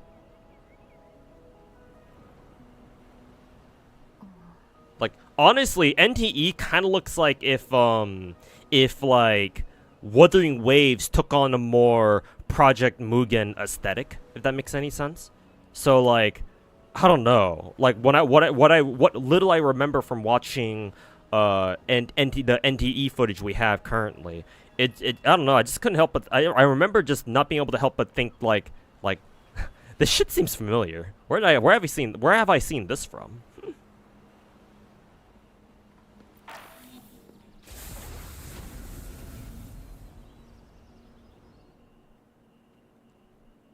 Anyways, Resident Tower is reset, so let's see if we can get some levels on this shit. Fusion Prism, oh that's gonna suck, because Pyro characters can't do anything against them, I don't think. What about this side? Let me scale. You fight Scar here. Oh, yeah. Character's fusion damage bonus. Huh, I wonder who we're gonna use here, chat. I wonder.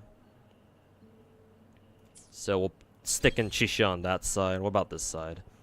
Oh, Spectre bonus. Cool. Alright. Spectre bonus and Havoc damage. In that case, we know who we're putting in here. Let's see. These two along with Farina.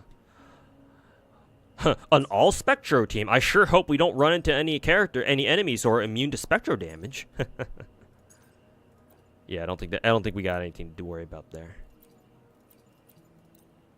Surely no one's going to be immune to Spectro damage. Whole ass floor just changli. Yeah, it's Tower of Adversity is basically what MiHoYo does for MOC and Star Rail. It's basically, oh, do you have the latest character? If you do, and you have them invested into and well built, then yeah, they're just kind of gonna shit all over the you know, that tower. So you know what will be revolutionary in these new open world games? If they let us crouch, or like go prone. Truly revolutionary.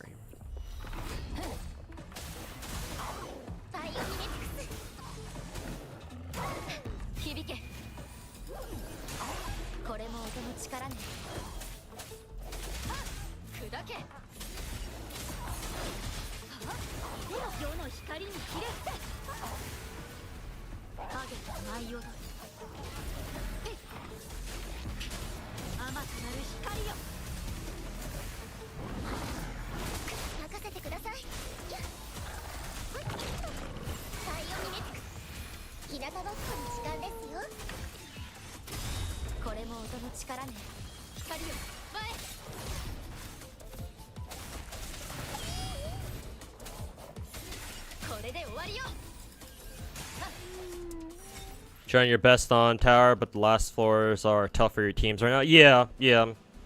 Because like the fourth floors are like all like level 90 enemies, and yeah, if you only have only level 70 characters, you basically can't. You basically cannot clear them. Like in order to have a chance to clear them, you have to have at least level 80s.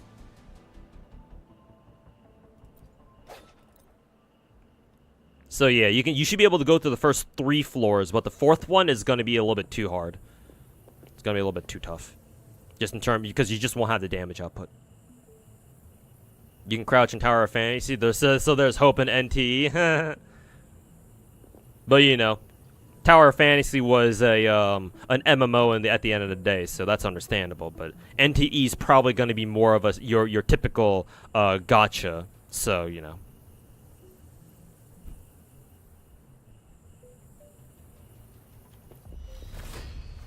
Resource grind time. More or less, pretty much.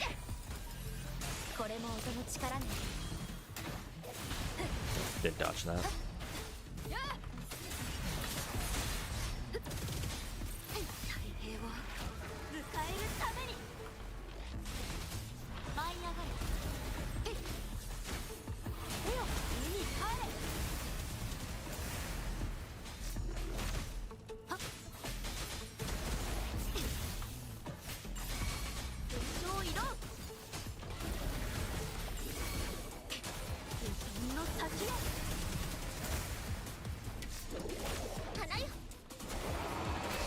Ow.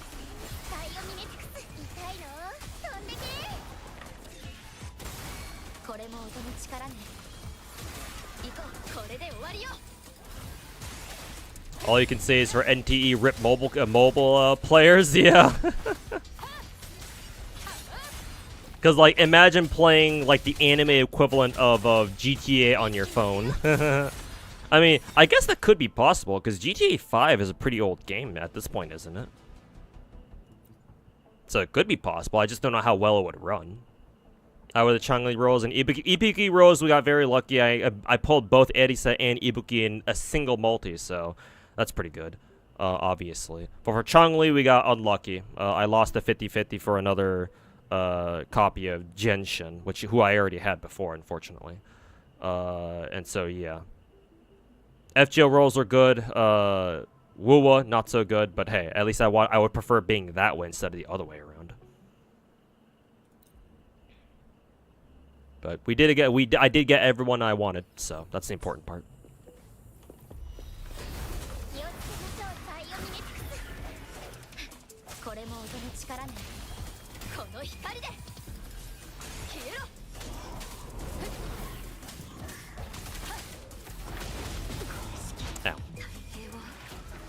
GTA came out in 2013 for the PS3 originally. Damn, it's really been that long, huh? Fuck, dude.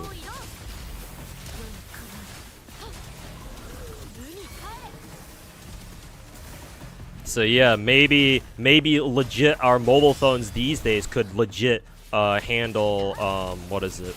Could legit handle GTA 5 at this point. Nothing compared to arc rolls, at least. Yeah. Not hard to have better rolls than my archetype earth rolls, to be fair, but yes, that is true. Wasted skill.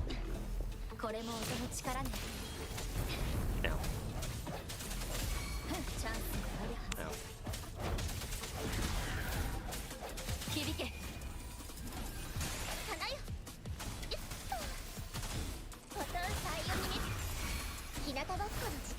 They've been milking GTA 5 all these years. I mean, they did come out with like RDR 2, Red Dead Redemption 2, and a couple other games, I think. But...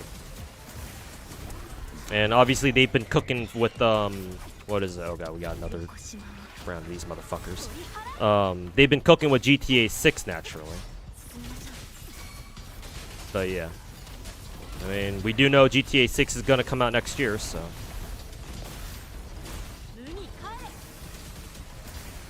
So, soon, TM.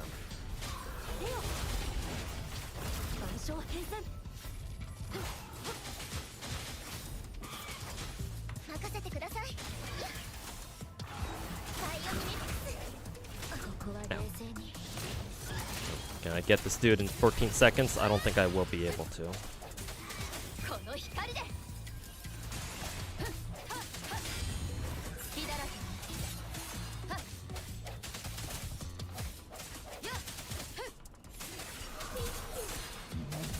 Yeah, I'm gonna restart that. I think I need to take out the supporter dudes, the sphere dudes, on the first wave faster. I think. Yeah, the pyrosphere dudes or whatever they're called. Go for them first, and then go for the big burb.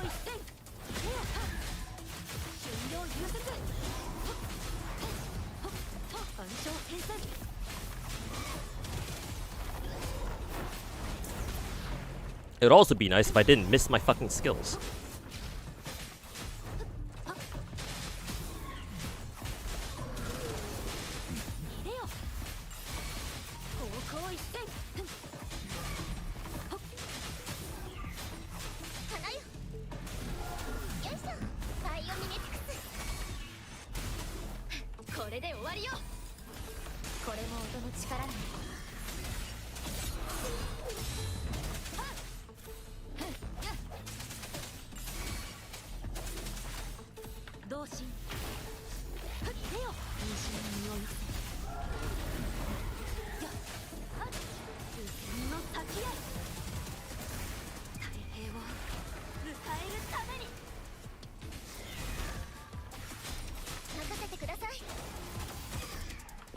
Wow, I already killed the ads really quickly, huh? And yeah, this should be a done deal then.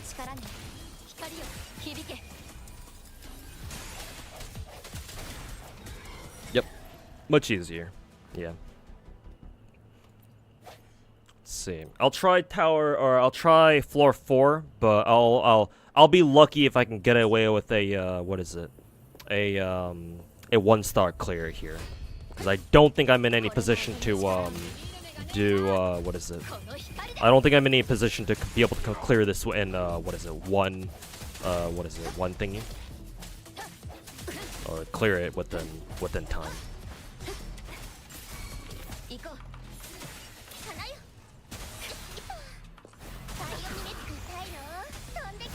But we shall try.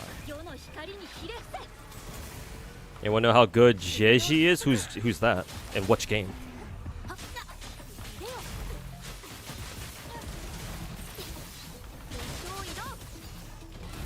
Random bullshit, go!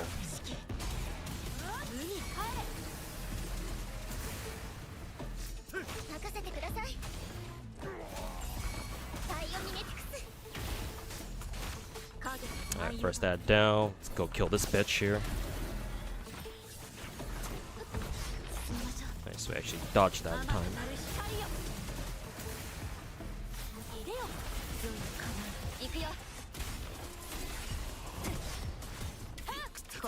Oh, it's Inferno Rider. Nice.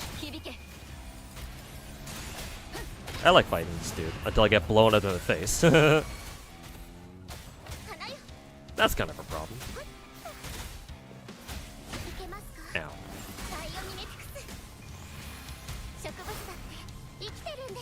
Oh, new Wua character in 1.2? No idea. I don't even know what they look like.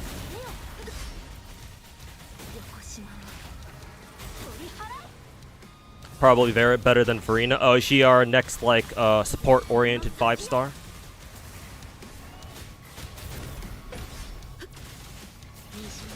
Sounds pretty cool.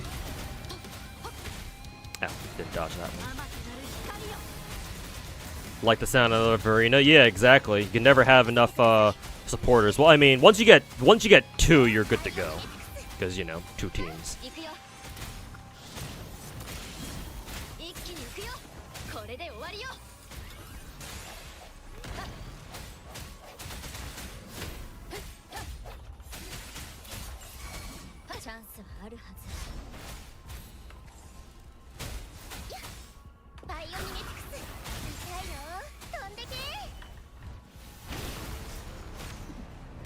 Where is he?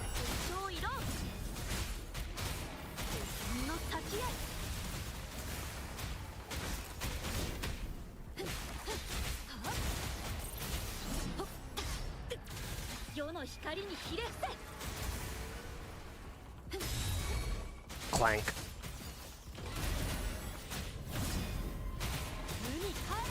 Clank, clank, clank. Ow.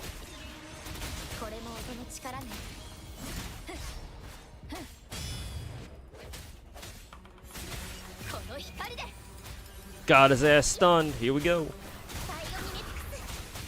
Random bullshit, go. Whee!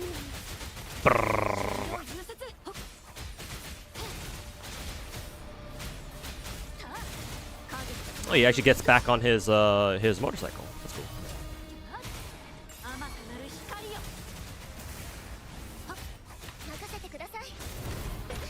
Ow. Air dodge too fast.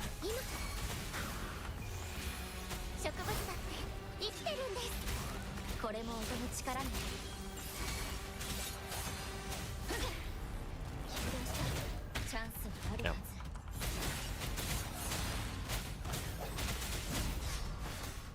Am I playing Elden Ring with all these bosses having delayed as fuck attacks or some shit?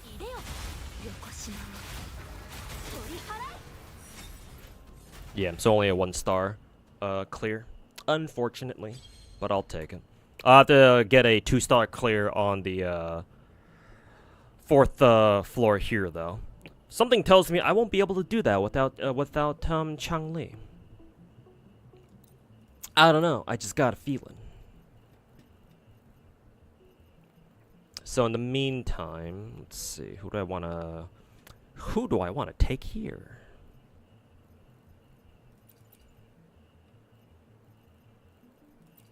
I guess I would have to do Chisha, Yinlin, and Jin, I guess. They're my only characters who are actually built for this, so.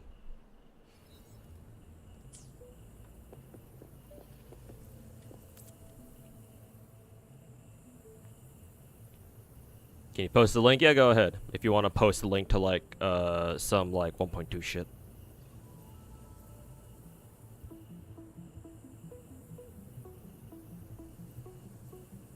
Still waiting for Camelia's banner. Oh, I'm sure her banner is gonna sell really fucking well. So I'm sure they're saving that for when the time is right. Anyways.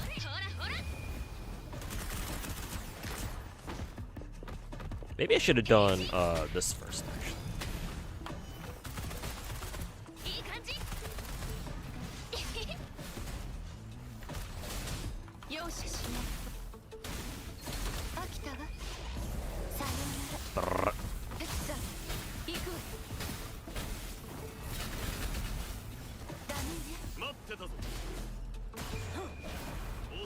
Am I pulling for Emilia and Genshin? Yeah. When she comes out. I'm actually, what I want to do is I want to do as many quests in Genshin as I can. Just try to farm up as much free primos as I can, because surprisingly I thought they would. Surprisingly they have Amelie on her as second half banner, which they haven't done for like a new 5-star in quite a while. Because what, it's Nilo and Navia right now, having the rerun banners. Kind of surprising, but hey, good for me. Better for me, because that gives me a little bit more time to another 3 weeks, or at least what, like 2 weeks worth of time to get more Genshin quests out of the way, so I can farm more free primos. So shit, man. The less money I have to spend on Genshin, the better. But yeah, I'll be pulling for Amelie. Amelie.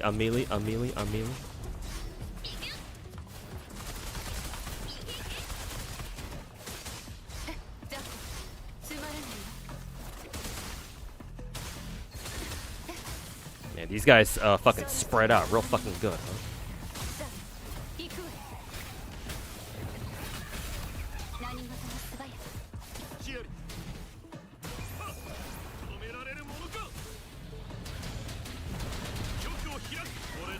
Oops, I shouldn't have used that. Shouldn't be that big of a deal, but... Ow.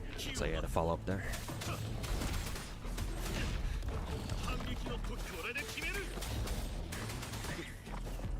Shit, he's still alive.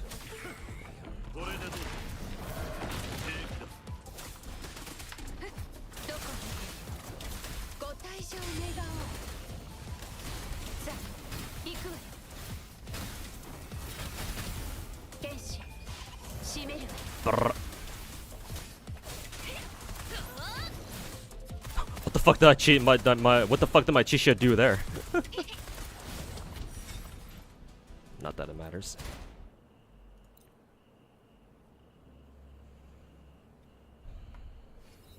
And then afterwards, Amelie and Yelan. Damn, how many reruns has Yelan had? Then again, I don't think Yelan's had a rerun in a while, so... Damn, they put both, who is it? They put, both, Yelan and the new 5-star on the same fucking banner? Shit, bro.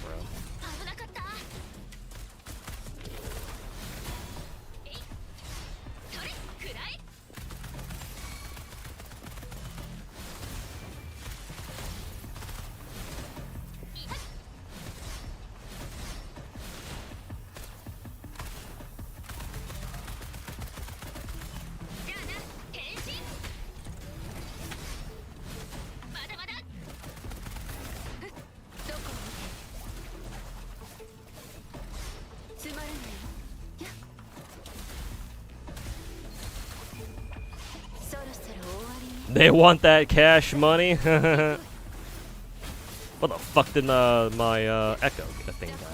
Echo guy go off to? Wonder if GM will do any damage to this thing. Actually, no, he will.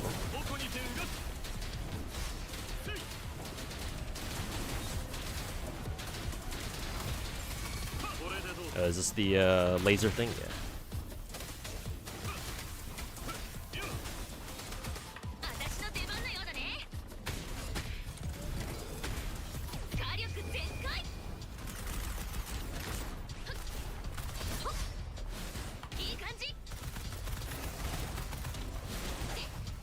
Didn't dodge that one.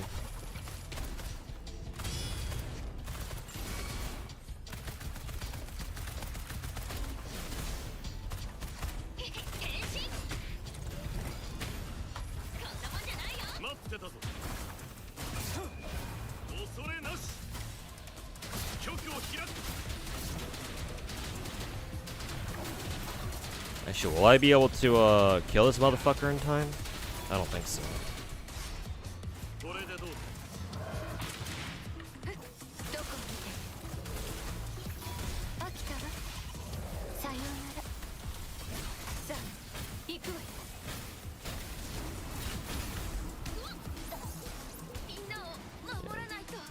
I think I'm barely off.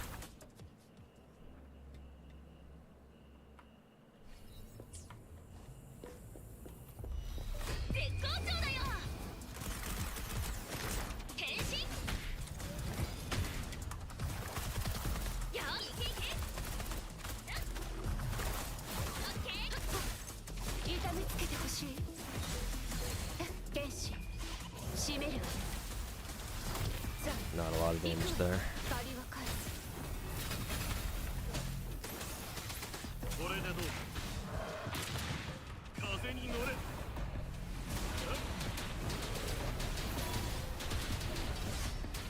これで決める。平気だ。私の出番のようだね。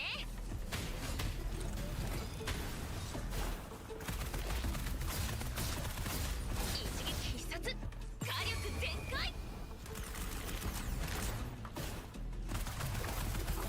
ついてけ。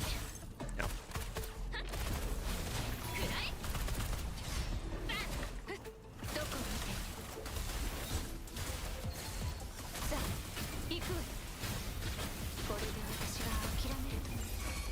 そろそろ終わりね。誰が近づいていい？待ってたぞ。これでどう恐れなし。ここにてうがつ。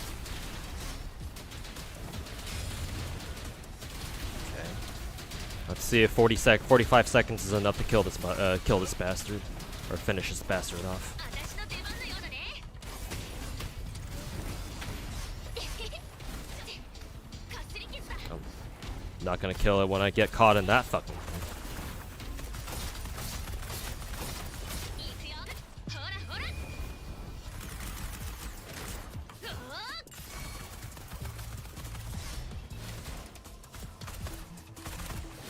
こんなもんじゃないよ。変身。 Hey, we got it. Nice. Unfortunately, I don't think I'm gonna be able to get a 2-star clear here. This is against Scar, right? Yeah. I think I'll definitely need a changli for this, but we'll give it a shot. 絶好調だよ。 Oh, it's big Scar too. 変身。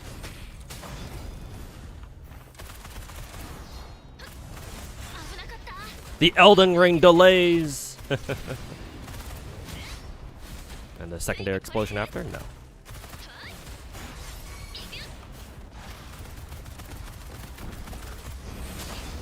かすり傷だ。なめんなよ。 The delays! The delays!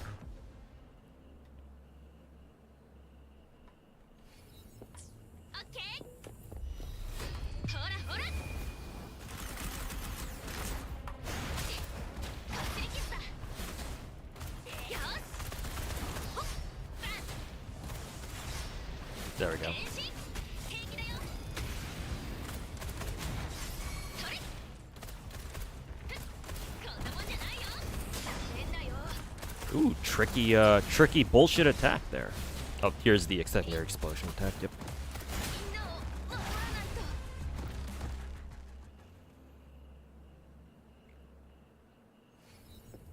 You like Chishia's character design? I like the fact that she shows her tummy, she's got good sized tits, and she has really vivid red hair. Oh, and she's a gunslinger for some reason. So hey, I dig that shit. So yeah, いくよ。 there we go. Dodge the secondary explosion. This Elden Ring ass boss character. くらえ。 Ow. かすり傷だ。なめんなよ。それ。ふっ。はっ。ついてこれる？バン。まだついてなかったね。 Ow.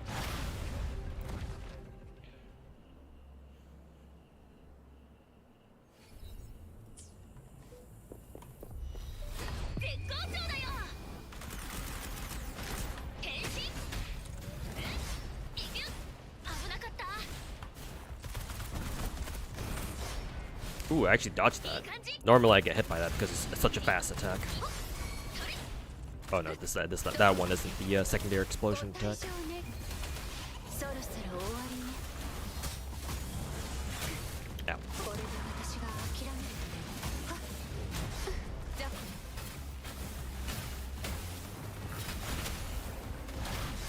つまらないわ。あ、ただでは Oh. 死なない。 This time the Mistimed the dodge there. ついてこれる火力全開変身 Ooh, that's a cheap ass opening move, huh? オッケー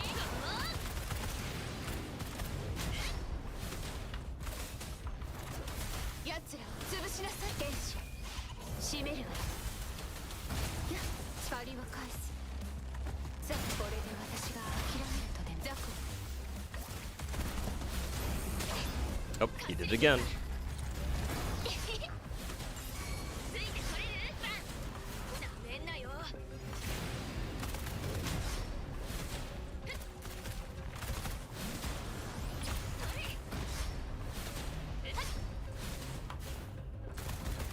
みんなを守らないと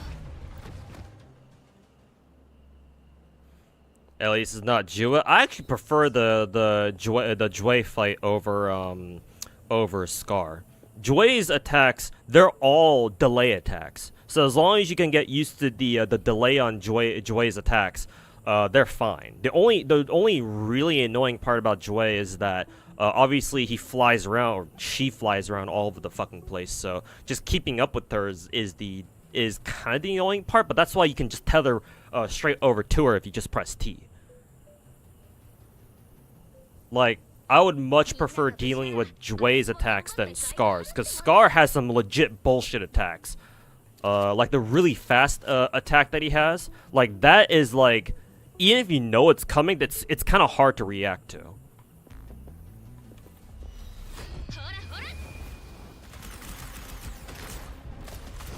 Yeah, this attack right there, yeah. That one's very hard to react to, even if you know it's coming. Oh yeah, that attack right there too. I always forget that it's a two-part attack, where it's got the secondary explosions after, which don't even look like explosions, or it doesn't look like it has secondary hitbox, but it does.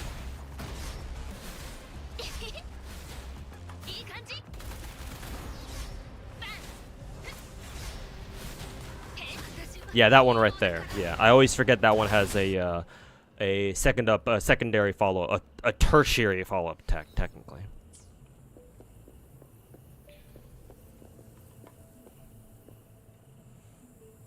Can't believe Eltnum won Under Night 2. Actually, yeah. Now that you think about it, yeah. Sabrina, I think was his name, or some name started with an S. The Japanese player, yeah. Won with Eltnum, and yeah, I don't really think I see her as a tournament character. Well, I mean, I don't really watch Under Night tournaments too much, but like I don't know when the last time I've seen somebody play Eltnum in Under Night. Sonari, yeah, there you go. She'd look better with long hair. I mean, yeah, I agree. I would agree only because I have a long hair fetish. But you know, she looks cool as is.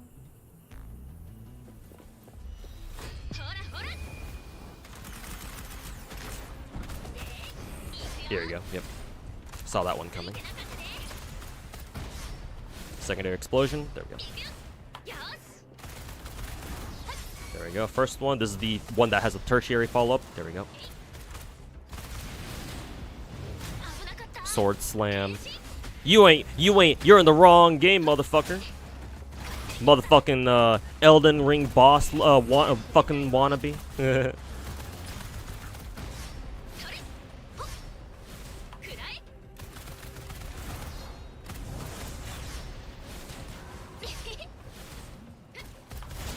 Ow.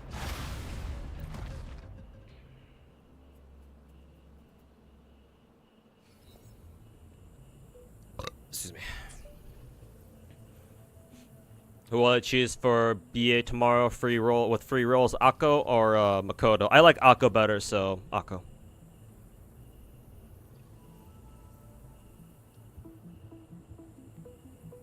Akko has better tits. Always has. Kick. Regular Scar also does like a lunar phase on your ass. Like he does like his whole fucking whole ass fucking command grab thing. Acting like you won't get command grabbed.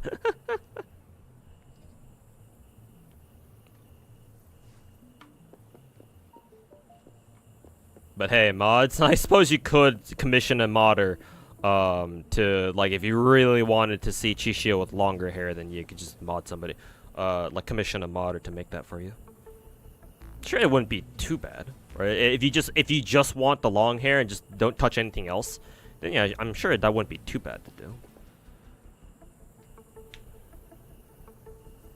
Maybe it'd be too easy, but you like how some of the elite enemies have that little gold sparkle, like in Z3. I would agree with you, cause I don't technically yes, that would make the game easier, but like given my dumbass, like I still have trouble a lot of the time, even in Z3, like pairing people, or like perfect you know, pairing people or perfect dot assisting whatever that fucking mechanic is called, cause half the mental stack in Z3 is like trying to do your characters' optimal combos.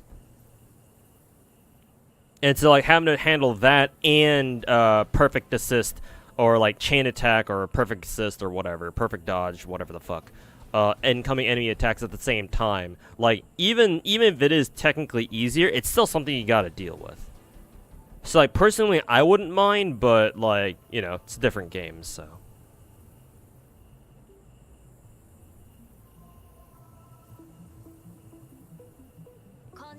Maybe Kamone might put her in Melty? Put who in Melty?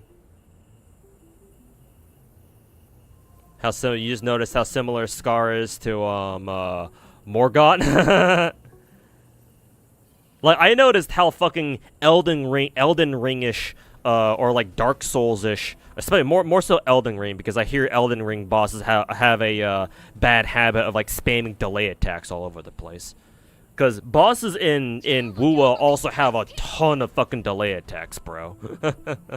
Like, you have to know the attacks. Like, 70-80% of the attacks that they do are all fucking delay attacks. They have this giant wind-up animation, and then they fucking hit your... And then they fucking smack your ass. And the other 20% is, oh, wait, here's a fucking unreactable attack if you haven't seen it at all. If you're seeing it for the first time. Hey, we got him. We conditioned you to react to all these delay attacks. Now here, fucking quick smack to the fucking face. Cheap shot, motherfucker. Sucker punch. Hey, Neil, how's it going?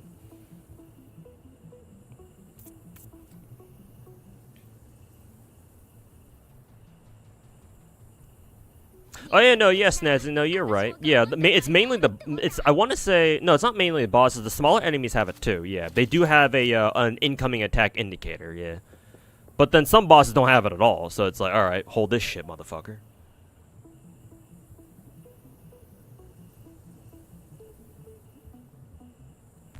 The BS delay attacks in this game are wild. Yeah, fucking winding up for 3 million years, and then they fucking swing at your ass.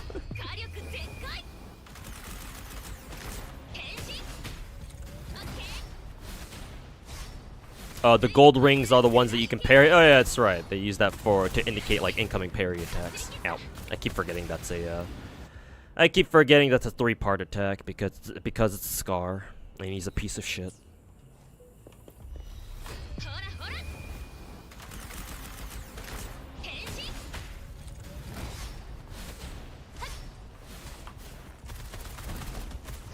Yeah, that's the quick attack that he likes to do.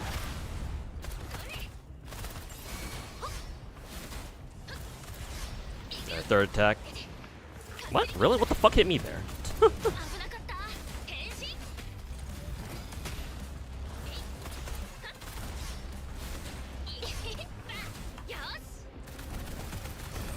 Quick attack. There we go.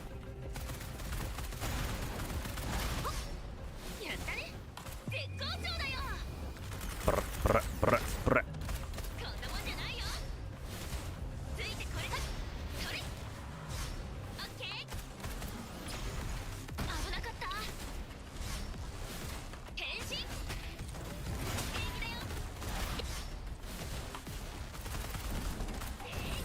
Quick attack.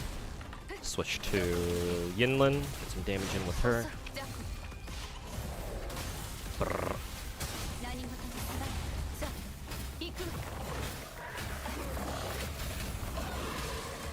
New phase here.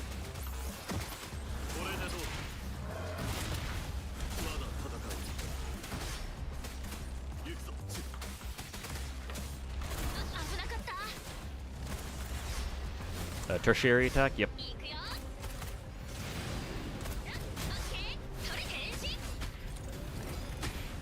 火力全開。 Brr, brr.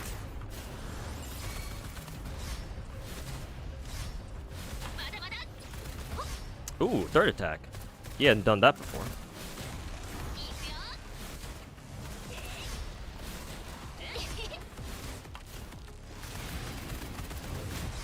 バン変身。 Ooh. Dodge too early.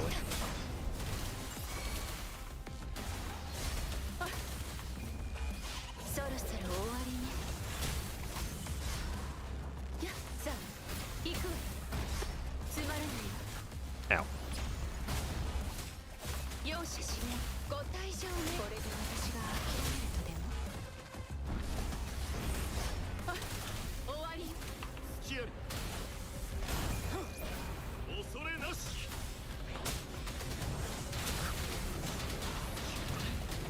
遅い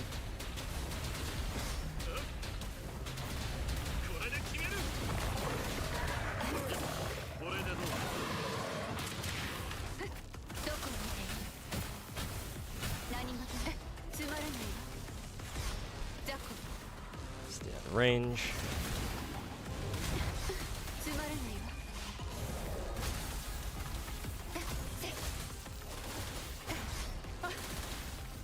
遅い雑魚。待ってたぞ Oh, nice. We actually broke Scar. That's fun.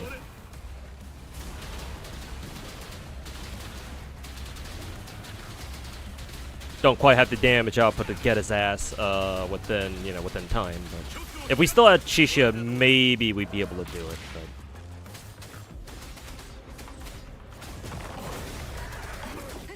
どこを見て。奴らを潰しなさい。あ、つまらないわ。いたした。 oh, forgot that he has a third attack there. I'll just leave for now because obviously I need changli there. Boss tracking seems a lot better. Are you doing it manually? I don't think I had camera. I don't think I had the camera lock with the middle mouse button on. I don't remember tapping my middle mouse there. So yeah, I was tracking it manually. Maybe it was auto. Maybe it already was auto tracking. I'm not sure exactly. But I will go and level up changli on my own time, and I'll go back into Tower University and kick Scar's ass, hopefully. 今日も京都で人助け。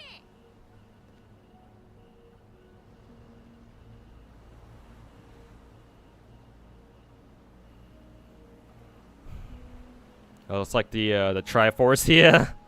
Pretty much is. Funny. いくよ。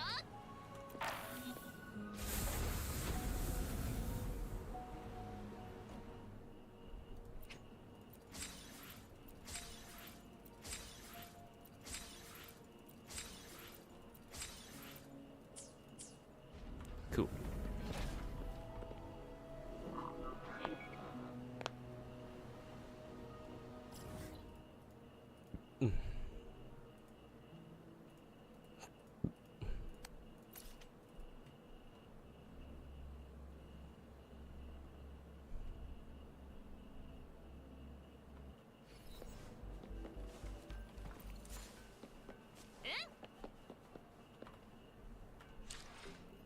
Okay, is there anything else I need to do? No. Alright. I think I will call it a stream there, boys. Because I need to go work on more videos today. Work on more videos today.